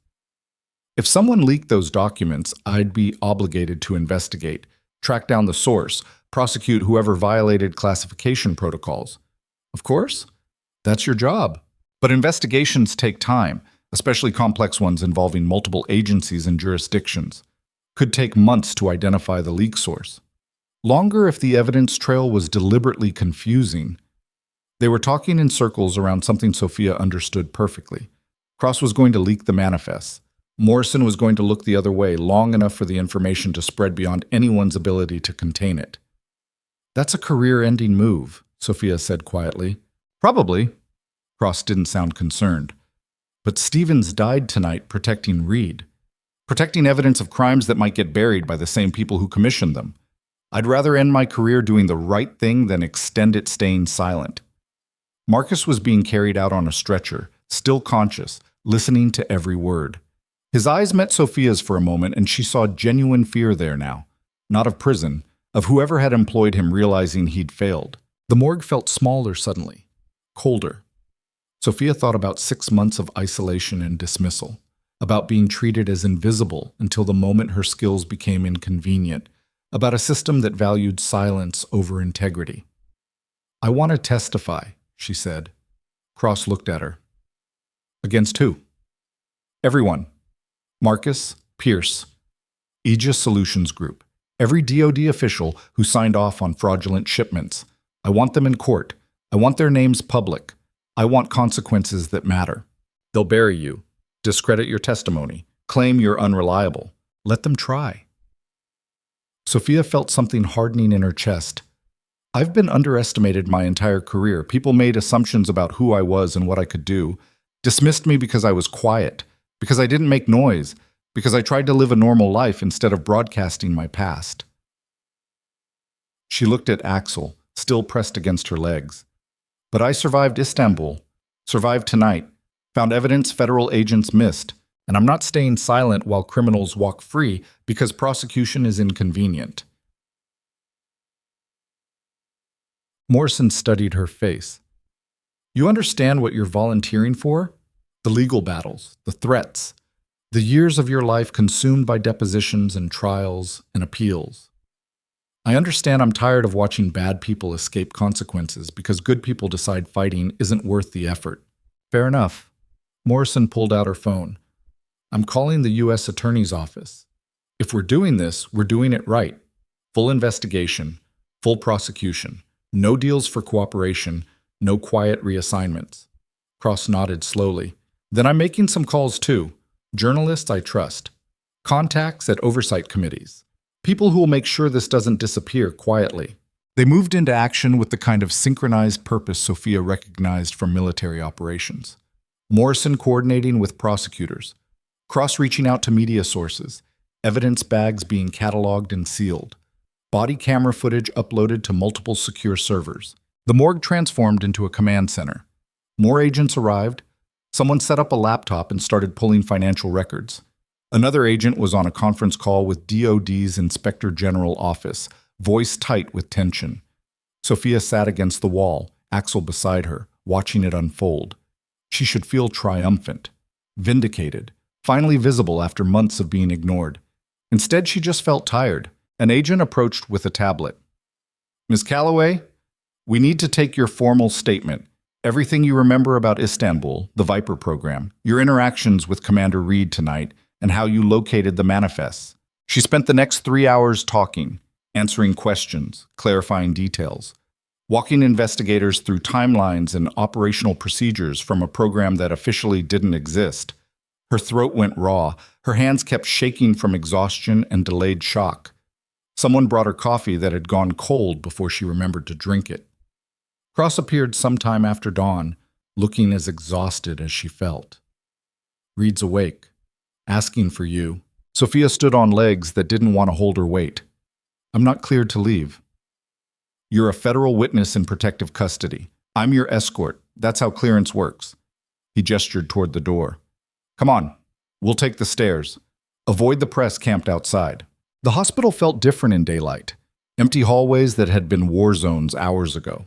Bullet holes in walls covered with plastic sheeting, bloodstains someone had tried unsuccessfully to scrub away. Evidence markers everywhere. They took a service elevator to the 4th floor. 2 FBI agents stood outside Reed's room, checking IDs before allowing entry. Inside, monitors beeped steadily. IV bags hung from poles. Reed looked pale and drawn, but alive, his eyes sharp despite obvious pain. You're the Viper medic, he said when Sophia entered. Not a question. Was 5 years ago. She stayed near the door, suddenly uncertain. I'm Sophia Calloway now. Major Cross told me you found the manifests, that you survived an assault team and broke into a federal crime scene to recover evidence. Reed shifted slightly, wincing. That's not normal nurse behavior. I'm not a normal nurse. Clearly. He studied her face. I remember you. From the ER. You calmed Axel when nobody else could. Kept me alive when the situation was impossible. He paused. Thank you. Sophia felt something crack open in her chest. You're welcome. Cross said you're willing to testify, that you know the cost and you're doing it anyway. Someone has to. Reed nodded slowly. The people we're exposing, they're not going to surrender quietly. They'll fight. Dirty. Witnesses will be discredited or disappear. Evidence will be challenged. Careers will be destroyed on both sides. I know. And you're still willing? I spent 6 months being invisible, being dismissed by people who thought I wasn't worth noticing. Sophia moved closer to the bed. Then I spent one night proving them wrong, saving lives, exposing corruption, being exactly who I actually am instead of who they assumed. She met his eyes. I'm not going back to invisible. Reed smiled, a real smile that transformed his entire face. Good. We need people like you. He gestured to the chair beside his bed. Sit. I want to know about Istanbul, about the K9 unit. about what really happened when the program collapsed. Sophia sat, started talking, told him things she hadn't said aloud in 5 years, about the operations, the handlers, the explosion that killed Lieutenant Marks and destroyed half the team, about watching classified programs get buried because exposure was politically inconvenient. Reed listened without interrupting. When she finished, he was quiet for a long moment. "Oh, shoot. They tried to bury you too," he said finally, "made you disappear into civilian life, told you the service didn't matter, that speaking up would only hurt you. Something like that. But you didn't stay buried. Neither did you." He laughed, then immediately regretted it, pressing a hand to his bandaged chest. "Fair point." His expression turned serious. "What happens after this? After the trials and the testimony? You can't go back to Mercy Ridge, can't return to the life you had." Sophia hadn't thought that far ahead, hadn't considered the afterwards when she was too busy surviving the during. "I don't know. DIA is hiring. Combat medics with operational experience and security clearances are valuable. I could make some calls. I'm done with classified operations. Then medical consulting, teaching, private security healthcare." Reed shifted again, managing the pain with visible effort. "Point is, you've got options. You're not invisible anymore. People see you now, see what you can do." Sophia thought about that. About 6 months of being furniture and 1 night of being essential. About the cost of visibility and the price of silence. "I'll figure it out," she said. Cross stuck his head into the room. "Sophia, news conference is starting in 10 minutes. Federal prosecutors holding it at DOJ headquarters. They're announcing charges." She stood up. "That was fast." Morrison pushed hard, called in every favor, threatened to resign if they tried to bury this. He smiled grimly. Turns out publicly threatening to quit over a cover-up gets people's attention. They watched the press conference on the hospital room TV. The U.S. attorney stood at a podium surrounded by FBI and DIA officials, announcing criminal charges against 14 individuals, 3 DoD procurement officers, 5 Aegis Solutions Group executives, 4 State Department officials, and 2 hospital employees.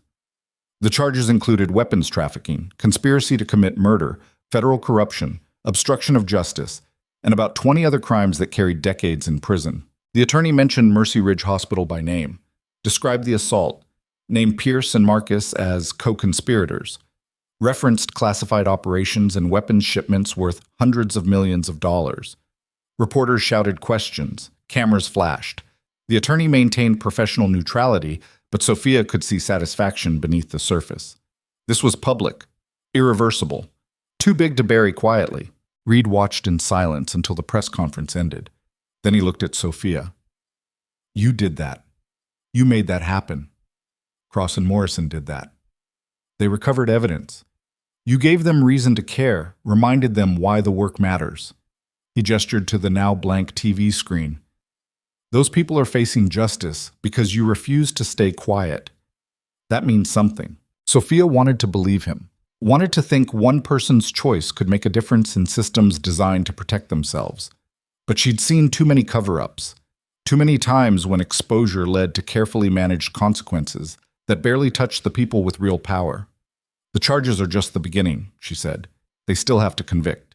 "They will, because you'll testify, because the evidence is solid, because too many people are watching now for it to disappear quietly." Reed's expression was certain. "This time the bad guys lose." Sophia nodded, trying to share his confidence. Cross's phone rang. He answered, listened for 30 seconds, then hung up with an expression she couldn't read. "That was headquarters," he said carefully. "All 14 defendants just had their assets frozen. Bank accounts seized, property quarantined. Federal marshals are executing arrest warrants as we speak." "That's good news," Reed said. "It is." Cross paused. "But there's more. 2 of the DoD officials just attempted suicide. 1 succeeded. The other is in critical condition." The words hung in the air like smoke. Sophia felt her stomach drop. They'd rather die than face trial. Or someone decided loose ends needed tying up. Cross rubbed his face. "Either way, we've got 1 less witness and another who might not survive to testify." Reed's expression had gone dark. "How long before the others start making deals, trading information for reduced sentences?" Already happening. Aegis executives are falling over themselves to cooperate, offering testimony against higher-ups in exchange for immunity. Which higher-ups? That's where it gets interesting. Cross pulled out his phone, showing them an email. Deputy Assistant Secretary of Defense for Logistics, 2 senators on the Armed Services Committee, a State Department undersecretary, people with real power who thought they were insulated. Sophia read the names, felt them settling into her memory like stones. They're going to fight back. Use every resource they have. Let them. Cross's voice was hard. Morrison's already coordinating with oversight committees. Congressional investigations are launching alongside the criminal trials. Too many eyes watching, too many agencies involved. They can fight, but they're not winning. A commotion erupted in the hallway outside. Raised voices. Someone arguing with the FBI detail. The door burst open and Hendricks pushed through, still wearing scrubs from last night, her face streaked with tears and fury. "They're arresting Marcus," she said without preamble, "taking him out in handcuffs in front of everyone. The entire staff is watching." "Good," Sophia said quietly. Hendricks turned on her. "You knew. Last night, when everything was chaos, you knew he was involved." "I suspected. Didn't know until he tried to kill me in the morgue. He was my charge nurse for 3 years, trained me, helped me through—" Hendricks' voice broke.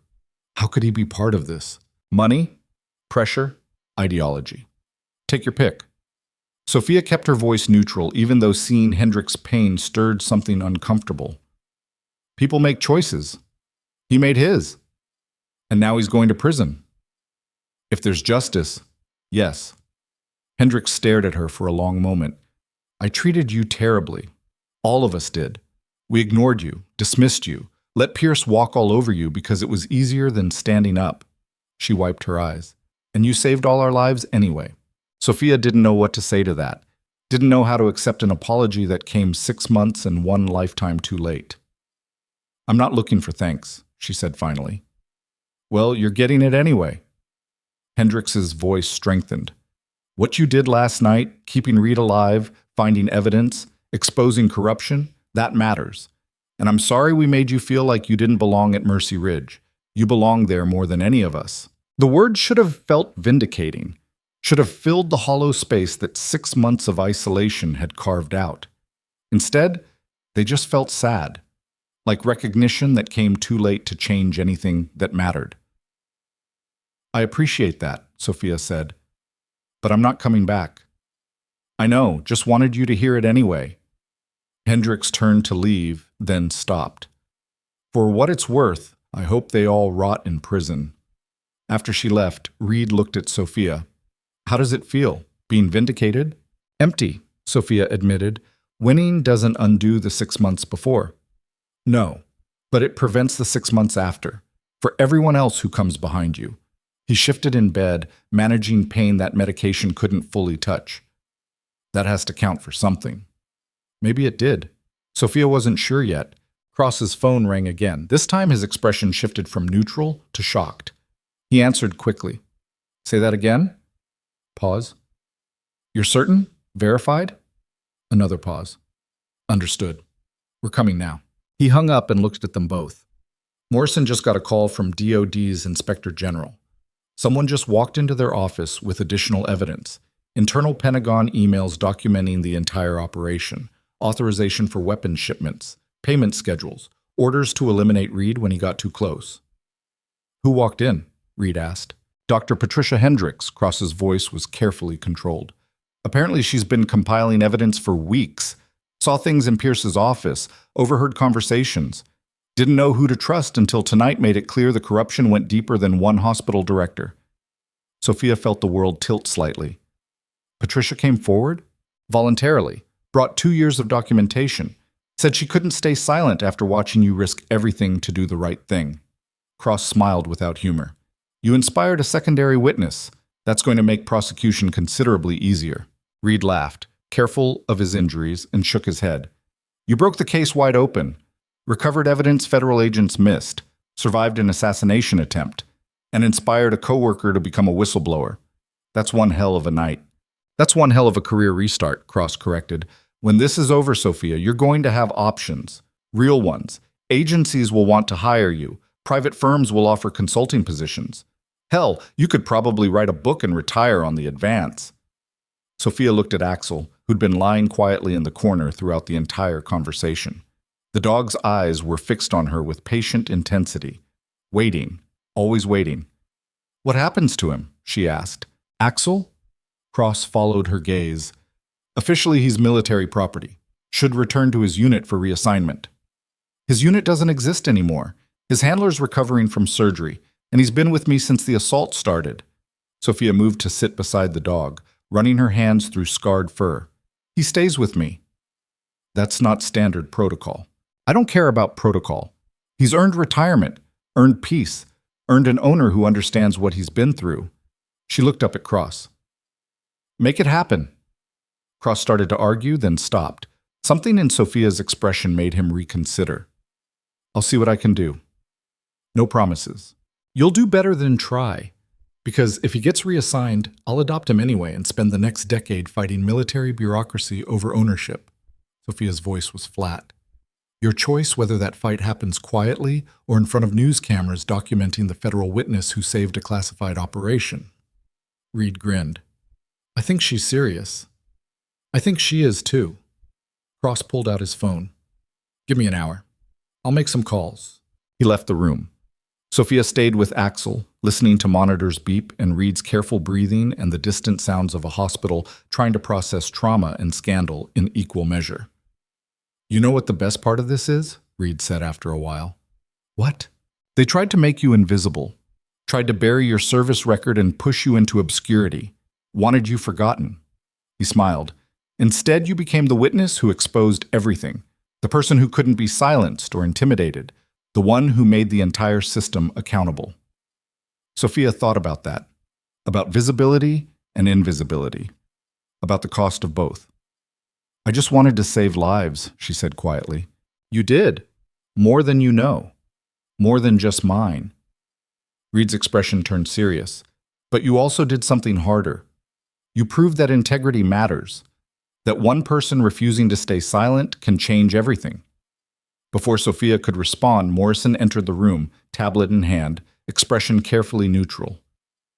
"We have a problem," she said without preamble.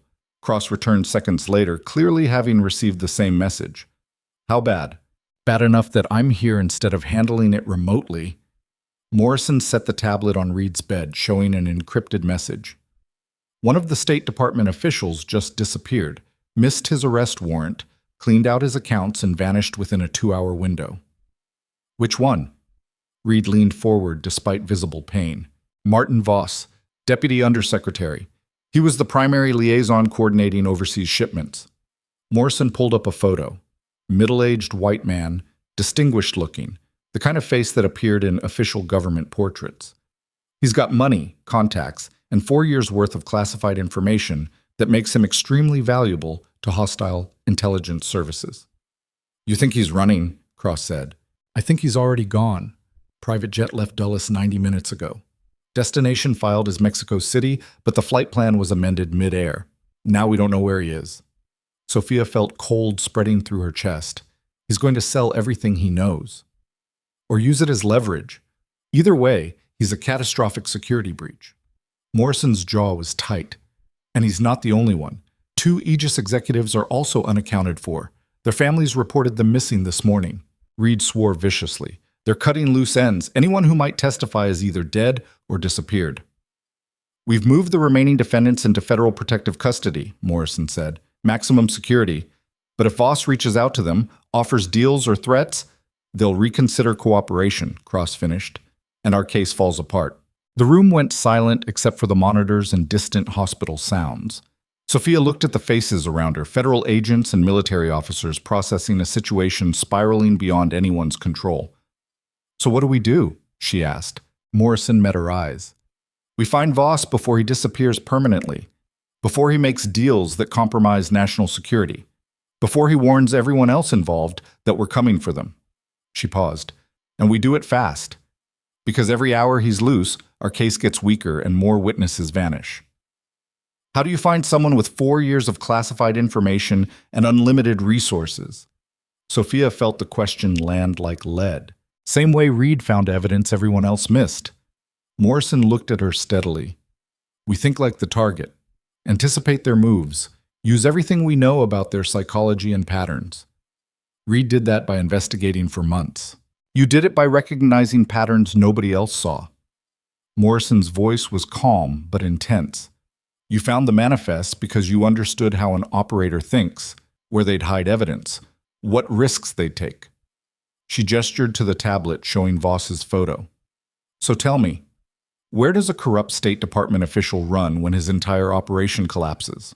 Sophia stared at the photo, at Martin Voss's distinguished face and calculated smile, tried to think like someone whose power had just evaporated, someone facing decades in federal prison, someone with secrets valuable enough to buy protection from hostile governments. He goes somewhere we can't touch him, she said slowly. Somewhere without extradition treaties. Somewhere that wants American intelligence badly enough to grant asylum. Russia, Cross said immediately. Or China. Maybe Venezuela or Iran. All of which have sophisticated counterintelligence operations watching for exactly this kind of defection. Morrison pulled up flight tracking data. But Voss's private jet amended its flight plan to avoid Venezuelan airspace, refueled in the Cayman Islands. Last known position was heading southeast over the Caribbean. Sophia studied the map. That's not Russia or China. That's Cuba, Reed said quietly. He's running to Cuba. The pieces fell into place. Cuba had interests in undermining American military operations, had intelligence services hungry for classified information, had a government that would shelter a high-value defector while negotiating what they could extract from him. And most importantly, Cuba was close enough that Voss could reach it before anyone organized an interception. Morrison was already on her phone, coordinating with someone at Coast Guard Command. Her voice was clipped and urgent. When she hung up, her expression was grim. Voss's plane landed in Havana 40 minutes ago. Cuban officials are claiming he requested political asylum based on persecution by the U.S. government. She looked at Reed. He's beyond our reach. Everything he knows, everything about the trafficking operation, the classified programs, the military contacts, it's all compromised. The silence that followed was absolute. Then Reed laughed, sharp and bitter and completely without humor.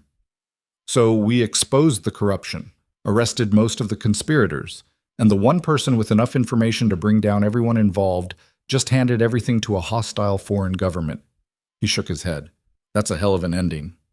It's not over, Sophia said. They all looked at her. Voss defecting doesn't erase the evidence we already have.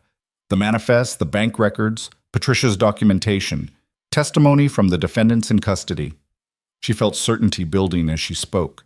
He can run. He can give Cuba intelligence that embarrasses DOD, but he can't stop the prosecutions, can't prevent the people still here from facing consequences. He can warn them, Morrison said. Tell them what we know. Help them build defenses. Then we move faster. File charges before they can coordinate. Isolate defendants so they can't communicate. Make deals with whoever cooperates first and freezes out everyone else. Sophia looked at Reed. You said these people would fight dirty. Fine. We fight smarter. Cross was watching her with something that might have been respect. You're talking about aggressive prosecution tactics. Maximum pressure. No mercy. I'm talking about justice that actually matters. About making sure the corruption we expose doesn't just fade into classified reports and quiet settlements. Sophia's voice was steady. Voss got away. That's done. But everyone else answers for what they did. Morrison considered this for several seconds. Then she smiled, predatory and determined. I'll make the calls. U.S. Attorney can accelerate the timeline. Grand jury proceedings within 48 hours. Indictments before the end of the week. What about Voss? Reed asked. What about him? Morrison's voice was cold. He's Cuba's problem now. Maybe Cuban intelligence gets some useful information. Maybe they don't. Either way, he spends the rest of his life in Havana watching everyone he betrayed go to prison without him. That's not justice, Cross said quietly. No, Morrison agreed. But it's the closest we're going to get. Sometimes you win the battle and lose a soldier. Question is whether the victory still matters. Sophia looked at Axel, still pressed against her side. Thought about Stevens, who died protecting evidence. About Pierce, crushed against a loading dock wall. About Marcus, whose career and freedom ended in a morgue because he'd chosen corruption over integrity, about the people still facing trial because she'd refused to stay silent. The victory matters, she said. And somehow, despite Voss's escape, despite the compromises and imperfect endings, she believed it.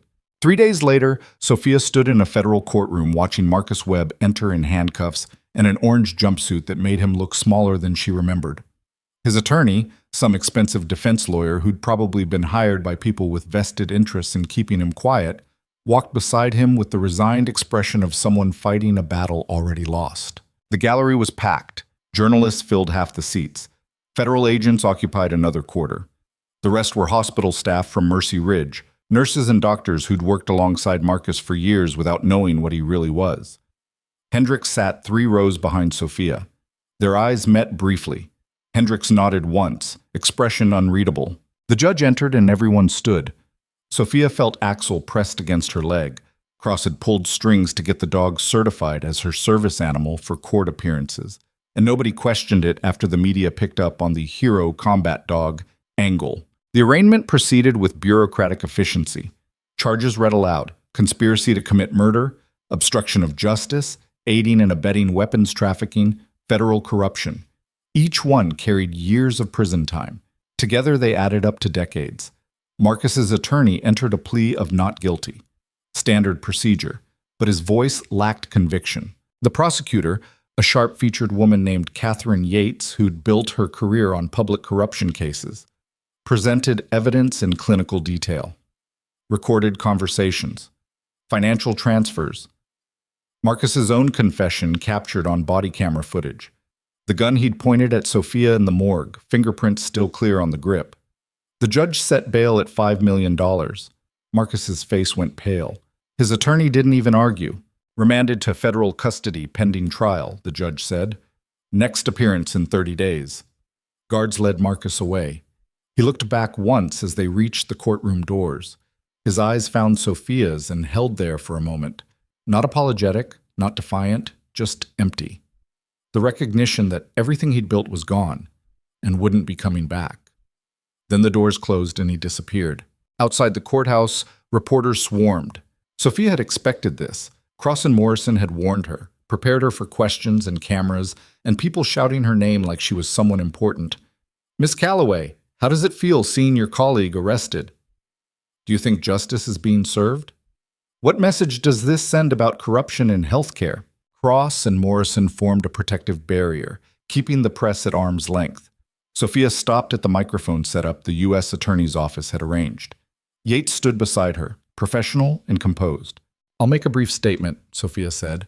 Her voice sounded stronger than she felt. What happened at Mercy Ridge Hospital wasn't about one corrupt nurse or one misguided director. It was about a system that valued silence over accountability, that dismissed people who asked questions, that made witnesses feel invisible so they'd be easier to ignore. The cameras clicked and whirred. Reporters scribbled notes. I spent 6 months being treated like I didn't belong at that hospital. Like my experience didn't matter, like I was too soft or too quiet or too whatever excuse people needed to dismiss me. Sophia paused, making sure the words landed clearly. But when the crisis came, when lives were at stake, all that experience they'd dismissed became the only thing that mattered. The military training, the operational knowledge, the ability to stay calm when everything was falling apart. A reporter shouted a question, but Sophia kept talking. So here's what I want people to understand. When you make someone invisible, when you create an environment where certain voices don't get heard, you're not just being unkind, you're creating the conditions for corruption to thrive. Because the people who see problems, who notice inconsistencies, who ask uncomfortable questions, those are exactly the people abusive systems need to silence. She looked directly at the cameras now, speaking to everyone watching at home or reading transcripts later. I'm testifying in these trials. All of them. Every defendant, every charge, because staying silent protects criminals, and I'm done protecting people who don't deserve protection. The questions erupted as she stepped away from the microphone. Cross and Morrison guided her toward a waiting SUV, Axel clearing a path through the crowd with his mere presence. Nobody wanted to get close to 70 pounds of scarred combat dog. Inside the vehicle, Sophia let out a breath she'd been holding for what felt like hours. That was good, Morrison said. Direct, clear. The kind of soundbite that plays well. I wasn't thinking about sound bites. I know. That's why it worked. Morrison checked her phone. Social media is already running with it. Nurse who exposed corruption calls for accountability. You're trending. Sophia didn't know what to do with that information. Didn't know how to reconcile being furniture for 6 months with suddenly being someone people quoted and analyzed and used as an example. How long until the next hearing? She asked. 2 weeks. Grand jury for the Aegis executives.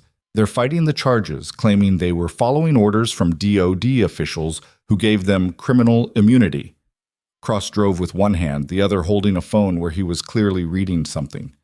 It's not going to work. Yates has documentation proving they knew the shipments were illegal. What about the DOD officials? 3 have already pled guilty in exchange for cooperation. They're giving testimony against the senators and State Department contacts, building a case all the way up the chain. He glanced at her in the rearview mirror. Your testimony is key to establishing the historical pattern, showing this wasn't a recent operation but something systemic going back years. Sophia nodded, feeling exhaustion settling into her bones. The arraignment had taken 2 hours but felt like days. When does Reed testify? Next month. Doctors want him fully recovered first.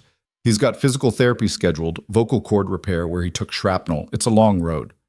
Morrison turned in her seat. But he's alive. That's what matters. And he's going to make damn sure everyone involved pays for trying to kill him. The safe house they took her to was different from the first one. Bigger, better secured, with armed guards visible on the property and security cameras covering every angle. Cross walked her through the setup while Morrison coordinated something over encrypted channels. You'll be here until the trial concludes, Cross explained. Could be 6 months. Could be longer if appeals drag out. That's a long time to be locked away. It's a long time to stay alive. His voice was matter of fact. Voss is in Cuba, but that doesn't mean he's powerless. He's got contacts who could arrange accidents, car crashes, home invasions, random violence that looks unconnected. Sophia sat down on the couch, Axel immediately pressing against her legs. So I hide until it's safe to exist again. You protect yourself until the people who'd hurt you are behind bars. Cross softened slightly. I know it's not ideal, but you're a federal witness in a case that's destroyed careers and exposed massive corruption. That makes you valuable and vulnerable in equal measure. I'm aware. Morrison entered the room holding a laptop. You need to see this. Patricia Hendricks just went on record with a local news station. Full interview. She's corroborating everything. She pulled up the video. Hendricks sat across from a reporter, looking tired but determined, and told the entire story. How she'd noticed Pierce behaving suspiciously, how Marcus had access to restricted areas, how she'd compiled evidence for weeks while trying to figure out who to trust. I watched Sophia Calloway get dismissed and ignored for 6 months, Hendricks said on screen. I participated in it. We all did. And when she turned out to be the person who saved lives and exposed corruption, I realized I'd been part of the problem. So I'm speaking up now, because silence protects the wrong people. The interview continued with Hendricks detailing specific incidents, conversations she'd overheard, documents she'd seen, moments that had seemed strange at the time but made sense now. She named names, referenced dates, gave investigators new leads to pursue. When it ended, Sophia felt something complicated in her chest. Not quite forgiveness, not quite gratitude. Something between the two that didn't have a name. She's taking a risk, Morrison said. Going public like that makes her a target too. She knows that. Sophia watched the screen even though the interview had ended. She's doing it anyway. Over the next 2 weeks, the dominoes fell with increasing speed. 2 more Aegis executives entered guilty pleas. A DOD procurement officer attempted suicide in his holding cell and survived, then agreed to full cooperation in exchange for psychiatric treatment instead of maximum security. One of the senators resigned under pressure and released a statement claiming he'd been misled about the weapons shipments, a defense nobody believed, but that would complicate his eventual trial. The media covered it relentlessly. Every day brought new revelations, new arrests, new details about how deep the corruption went. Sophia watched from the safe house, giving depositions to prosecutors and preparing for testimony while the world outside transformed her story into something larger than she recognized. Headlines called her a hero. Editorial pages debated what her experience said about workplace culture and whistleblower protection. Think pieces analyzed the psychology of organizational silence and how it enabled criminal behavior. Sophia mostly felt numb to it. The person they were writing about, the fearless nurse who had exposed a military conspiracy, didn't feel like her. That person seemed braver, more certain, less tired. Reed called one evening while she was reviewing testimony notes. His voice sounded stronger than it had in the hospital, but still carried the rough edge of someone healing from trauma. "How are you holding up?" he asked. "Tired of being in protective custody. Tired of preparing for trials that keep getting delayed. Tired of watching people debate whether I'm a hero or a troublemaker." Sophia rubbed her eyes. "How's physical therapy?" "Painful. Progress is slow. Doctors say, I'll make full recovery, but it's going to take months." He paused. "I saw Hendrix's interview. She's getting death threats." "I know, FBI's monitoring her phone and email. So far, they're just threats. Nobody's acted on them." Yet, Sophia agreed. Silence hung between them for a moment. Then Reed said quietly, "I've been thinking about after this. When the trials are done and we've testified and the defendants are in prison, what comes next?" "I don't know. Haven't thought that far ahead." "You should, because this case is going to open doors, job offers, consulting positions, maybe teaching opportunities if you want them." His voice carried weight. "You could have a real career, not just surviving in obscurity, but actually using your skills in ways that matter." Sophia looked at Axel, sleeping beside the couch. The dog's legs twitched occasionally, dreaming about something, running or fighting or whatever combat dogs dreamed about when they finally felt safe. "I don't want to keep living in the world of classified operations and federal investigations," she said. "I left that life for reasons. Then don't go back to it. Build something new, something that uses your experience without consuming you." Reed sounded like he'd been thinking about this for a while. Medical consulting for veterans, training programs for combat medics transitioning to civilian healthcare, advocacy work for whistleblower protection. That's a lot of options. That's the point. You have choices now. You're not invisible anymore. You're not the nurse everyone dismissed. He paused. Question is what you do with that visibility.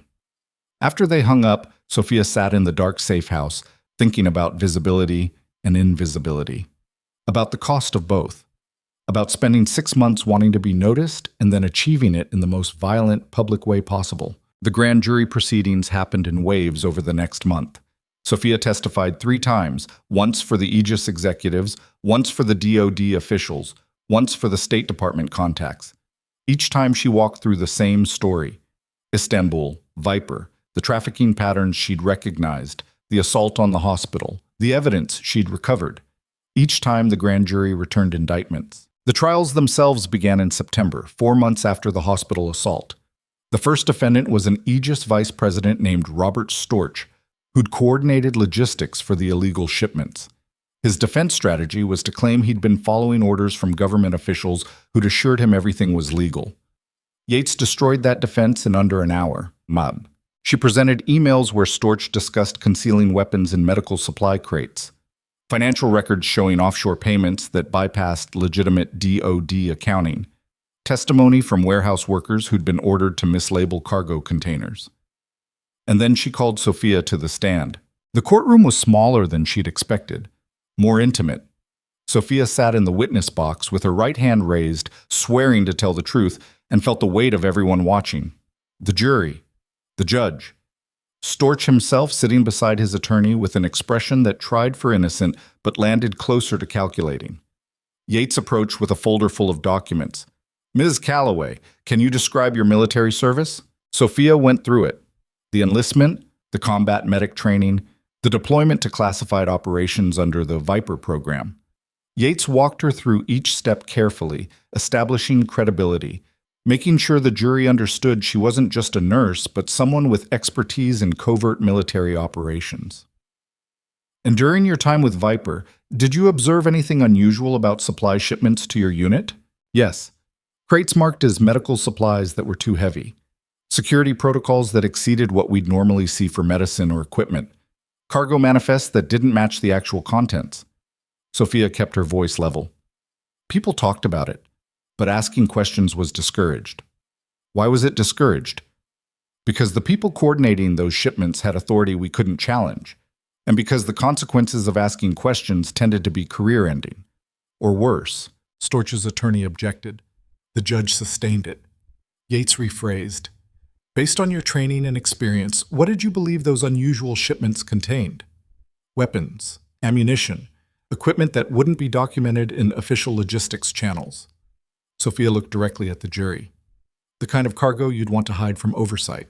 The testimony continued for 2 hours. Yates presented the manifests Reed had hidden, walking Sophia through each document, asking her to identify patterns and explain what they meant. By the time she was done, the jury looked nauseous. Storch's attorney tried to discredit her during cross-examination, suggested she was motivated by grudges against military contractors, implied her memory of events 5 years ago couldn't be reliable, questioned whether someone who'd left active service could really understand current operations. Sophia answered each attack calmly. She'd been prepared for this. Yates had warned her, practiced with her, taught her how to maintain composure under hostile questioning. "I'm not here because I hate contractors," Sophia said at one point. "I'm here because I saw weapons trafficking disguised as humanitarian aid, saw it in Istanbul, saw evidence of it at Mercy Ridge Hospital, and refused to stay quiet about crimes that cost lives." The attorney tried to push back, but she'd already made her point. The jury was watching her with something that looked like belief. Storch was convicted 3 days later. All charges. 47 years in federal prison. The second trial was for 2 DoD officials who'd authorized the fraudulent shipments. They'd already pled guilty to some charges but fought others, hoping to reduce their sentences. Their strategy was to claim they'd been deceived by Aegis contractors and hadn't known the full scope of the operation. Reed's testimony destroyed that defense. He walked the jury through his investigation, the documents he'd found, the patterns he'd identified, the meetings where DoD officials had explicitly discussed concealing weapons shipments from congressional oversight. When the prosecutor asked if these officials could have been deceived, Reed looked directly at them and said, "They weren't victims. They were architects." Both defendants received 30-year sentences. The trials continued through fall and into winter. Senators, State Department officials, more Aegis executives. Some fought, some pled guilty. All of them lost. Sophia testified in 7 trials total. Each time she told the same story. Each time juries believed her. Each time defendants were convicted and sentenced to decades in prison. The media called it a watershed moment for military accountability. Legal scholars debated whether the prosecutions would change how DoD oversight functioned. Veterans groups issued statements supporting the convictions, while contractors' associations complained about overreach. Sophia stopped reading the coverage after a while. The debates felt distant from the actual work of testifying, of answering questions, of watching people go to prison for crimes they'd committed. The final trial concluded in January, 8 months after the hospital assault. The last defendant was a State Department undersecretary who'd coordinated diplomatic cover for the weapons shipments. He'd fought every charge, insisted on taking the stand himself, and spent 3 days trying to convince the jury he'd been following lawful orders. The jury deliberated for 6 hours and returned guilty verdicts on all counts. 52 years in federal prison. Outside the courthouse, reporters asked Sophia how it felt to see justice served. "It feels incomplete," she said honestly. "Martin Voss is still in Cuba. Other people involved probably escaped investigation. The system that enabled this corruption still exists." She paused.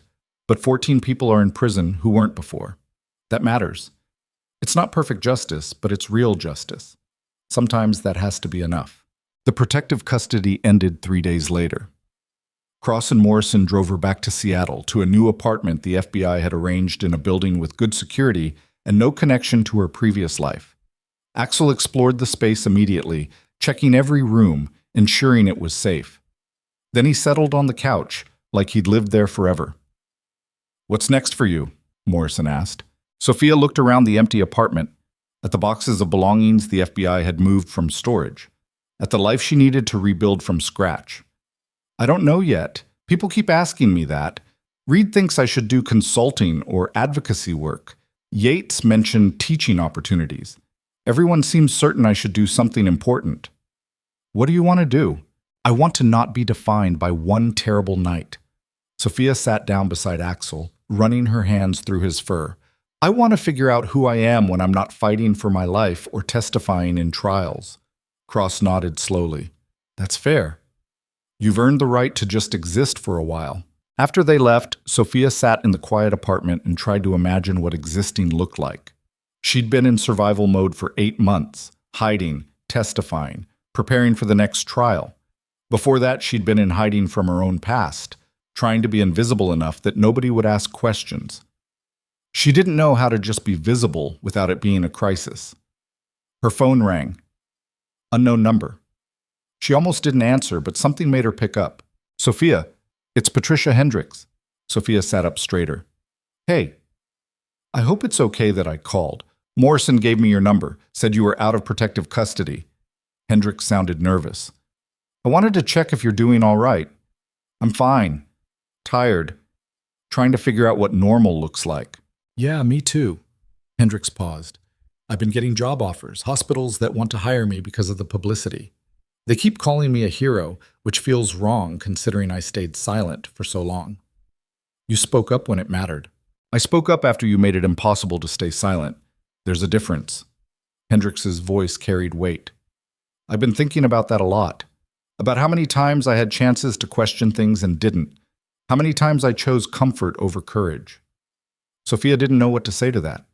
Didn't know if there was anything that would make Hendricks feel less guilty about choices already made. I'm starting a nonprofit, Hendricks said suddenly. Workplace accountability organization. Resources for healthcare workers who see problems but don't know how to report them safely. Legal support. Whistleblower protection. The kind of structure that should have existed at Mercy Ridge. That's ambitious. It's necessary. And I want to do it right, which means I need people with experience navigating corrupt systems. People who understand the cost of speaking up. She paused. I'm asking if you'd consider joining. Not right away. Not until you're ready. But eventually, when you figure out what comes next. Sophia looked at Axel, who was watching her with patient intensity. Thought about Reed's suggestion of advocacy work. About using her experience to help people instead of just surviving it. I'll think about it, she said. That's all I'm asking. Hendricks sounded relieved. Take care of yourself, Sophia. You've earned that. Over the next few weeks, Sophia started building something that resembled a life. She adopted Axel officially. Paperwork cleared through military channels with surprising speed, probably because someone high up decided the optics were good. She started therapy with a counselor who specialized in trauma survivors. She took long walks through Seattle neighborhoods, relearning how to exist in public without constantly watching for threats. Job offers came steadily. Medical consulting firms, veterans hospitals, private security companies wanting someone with her specific expertise. She turned them all down. Wasn't ready yet to commit to anything permanent. Instead, she started volunteering at a free clinic serving homeless veterans. Basic medical work, nothing complicated. But the people there knew about Istanbul and Viper because many of them had served in similar programs. They understood what she'd been through without her needing to explain. One afternoon in March, almost a year after the hospital assault, Reed showed up at the clinic. He was walking without assistance now, moving carefully but steadily. The scars on his neck were visible but fading. You're hard to track down, he said. That's intentional. Sophia finished bandaging a patient's leg and walked Reed outside to where food trucks lined the street. How did you find me? Morrison keeps tabs on people she considers assets. She mentioned you were doing volunteer work. He bought them both coffee from a nearby cart. I've been calling. You don't answer. I needed space from everything connected to the trials. I understand that. But I wanted to make sure you knew about something. Reed handed her a folder. DIA is creating a task force focused on military contracting oversight. Independent investigators with authority to audit shipments and interview personnel. Real accountability mechanisms with teeth. Sophia opened the folder, scanning the documents inside. Budget allocations. Personnel requirements. Mission parameters that looked legitimate rather than performative. They're naming it the Stevensvale Integrity Initiative, Reed continued, after the agent who died protecting me and the operation that exposed the corruption. It's permanent, funded through congressional appropriation, so it can't be quietly defunded when attention fades. That's good, Sophia said carefully. Overdue, but good. They want you to consult on the medical oversight component, help design protocols for identifying suspicious supply shipments, train investigators on what to look for. He paused. It's contract work, part-time. You'd have control over your schedule and involvement level. Sophia looked at the folder, then at Reed. Why me? Because you're the person who recognized the patterns everyone else missed, who understood how corruption works and refused to accept it as normal. His voice was quiet but certain. And because the people running this initiative want to do it right, which means they need someone who can't be bought or intimidated into looking the other way. She thought about that, about using her experience not to relive trauma, but to prevent it from happening to others, about building systems that functioned instead of just exposing ones that didn't. I'll think about it, she said finally. That's all I'm asking, Reed smiled. For what it's worth, I think you'd be good at it. Teaching people to see what others don't, that's a valuable skill. After he left, Sophia walked back into the clinic and spent the rest of the afternoon treating patients. Mundane medical work that felt important precisely because it wasn't dramatic or dangerous. Just people helping people without corruption or conspiracy complicating things. That evening, she sat in her apartment with Axel and opened her laptop. Started drafting an email to Hendricks about the nonprofit. Then opened the folder Reed had given her and read through the task force documentation more carefully. Both opportunities felt right in different ways. Both would use her experience without consuming her life. Both represented choices rather than reactions, active decisions about who she wanted to be instead of passive acceptance of whatever role people assigned her. She made a list, pros and cons, timeline considerations, how much energy she realistically had after a year of trials and testimony, what recovery looked like when you'd spent 8 months in survival mode. Then she closed the laptop and just sat with Axel in comfortable silence. The memorial service for Stevens happened in April at Arlington National Cemetery. Military honors, full ceremony, the kind of funeral reserved for people who died serving their country. Sophia attended along with Cross, Morrison, Reed, and what looked like half of DIA's operational personnel. Stevens' widow approached Sophia afterward. She was younger than expected, with kind eyes and a composure that probably came from military spouse training. "You're the nurse," she said. Not a question. "I am. I'm so sorry for your loss." "Don't be sorry. Be proud." Stevens's widow squeezed her hand. "My husband died protecting someone who exposed corruption that's been destroying lives for years. He believed what he was doing mattered. That makes his death mean something." The words should have felt comforting. Instead, they just felt heavy. "I'm not sure meaning makes loss hurt less," Sophia said quietly. "It doesn't, but it makes it bearable." The widow smiled sadly. "That's all we get sometimes, just bearable instead of unbearable." Sophia thought about that for weeks afterward, about loss and meaning and the difference between the two, about whether justice served could ever compensate for lives lost getting there. She didn't have answers, wasn't sure anyone did, but she kept moving forward anyway. In May, Sophia accepted both positions, part-time consulting for the Stevens Vale Initiative and advisory board membership for Hendricks' nonprofit. Neither consumed all her time. Neither became her entire identity. They were just pieces of a life she was building deliberately instead of defaulting into. The work felt good, useful, like she was channeling experience into something constructive rather than just carrying it as burden. Hendricks' nonprofit grew quickly. By summer, they had funding, office space, and a hotline for healthcare workers reporting institutional problems. Sophia helped design the intake protocols, taught volunteers how to recognize different types of workplace corruption, consulted on cases that involved military healthcare facilities. The Stevens Vale Initiative launched with bipartisan congressional support and real enforcement authority. Sophia spent 2 days a month training investigators, reviewing audit procedures, and helping design detection systems for trafficking patterns. The work was technical and unglamorous, and exactly what was needed to prevent future operations from functioning undetected. Reed sent her an article 6 months after the initiative launched. It profiled the task force's first major investigation, an Aegis subcontractor moving weapons through earthquake relief shipments. The scheme had been caught early, shut down before any illegal cargo moved, and resulted in immediate criminal charges. "Your protocols caught this," Reed wrote in the email. You helped build a system that actually works. Sophia read the article twice, felt something warming in her chest that might have been satisfaction, or vindication, or just simple relief that the work mattered. She was learning to live with incomplete victories, with Voss still in Cuba and other criminals probably still operating, and systems that remained imperfect despite reform efforts. Justice wasn't a single dramatic moment where everything resolved cleanly.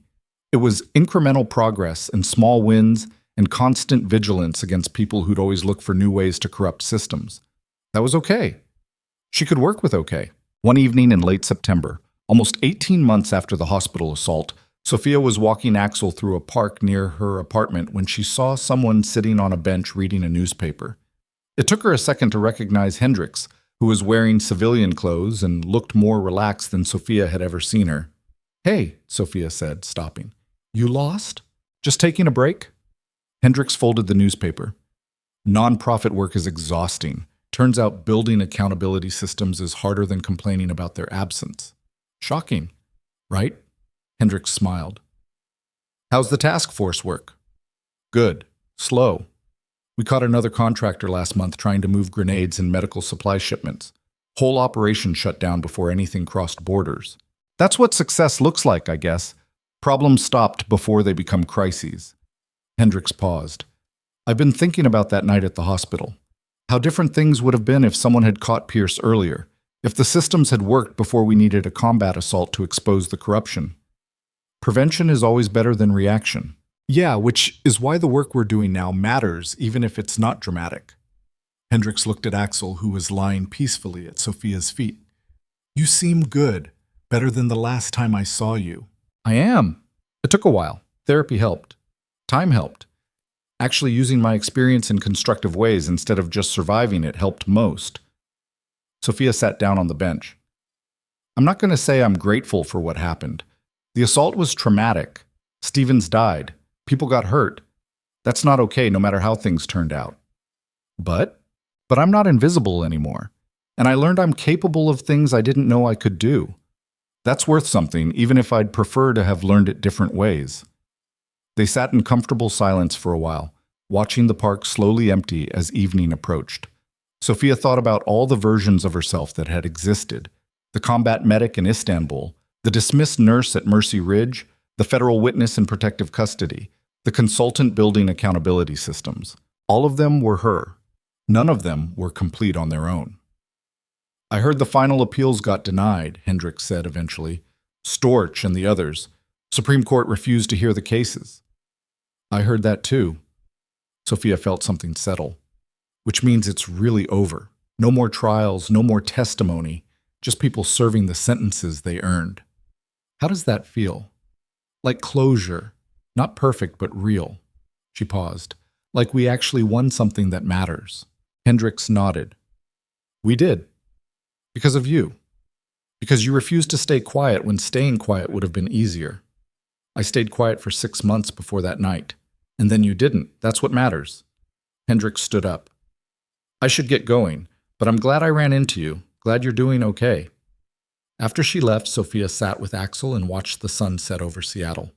Thought about visibility and invisibility, about the cost of both and the choice between them. She'd spent years trying to be invisible, trying to escape her past and build a quiet life where nobody asked questions and nothing dramatic happened. That life had felt safe in the moment, but hollow in retrospect. Then one night had forced her visible in the most violent way possible, and while she wouldn't choose to repeat the trauma, wouldn't wish that experience on anyone, she also couldn't pretend it hadn't changed her in ways that felt important. She'd learned she was stronger than she'd known, braver than she'd believed, capable of things that terrified her but needed doing anyway. And she'd learned that being dismissed and underestimated wasn't actually about her capabilities. It was about other people's need to feel superior by making someone else small. That was their problem, not hers. Her phone buzzed with the text from Reed, saw the news about the appeals, wanted to say congratulations. "You did good work. Changed lives. That matters more than people realize." Sophia typed back, "Thank you. For everything.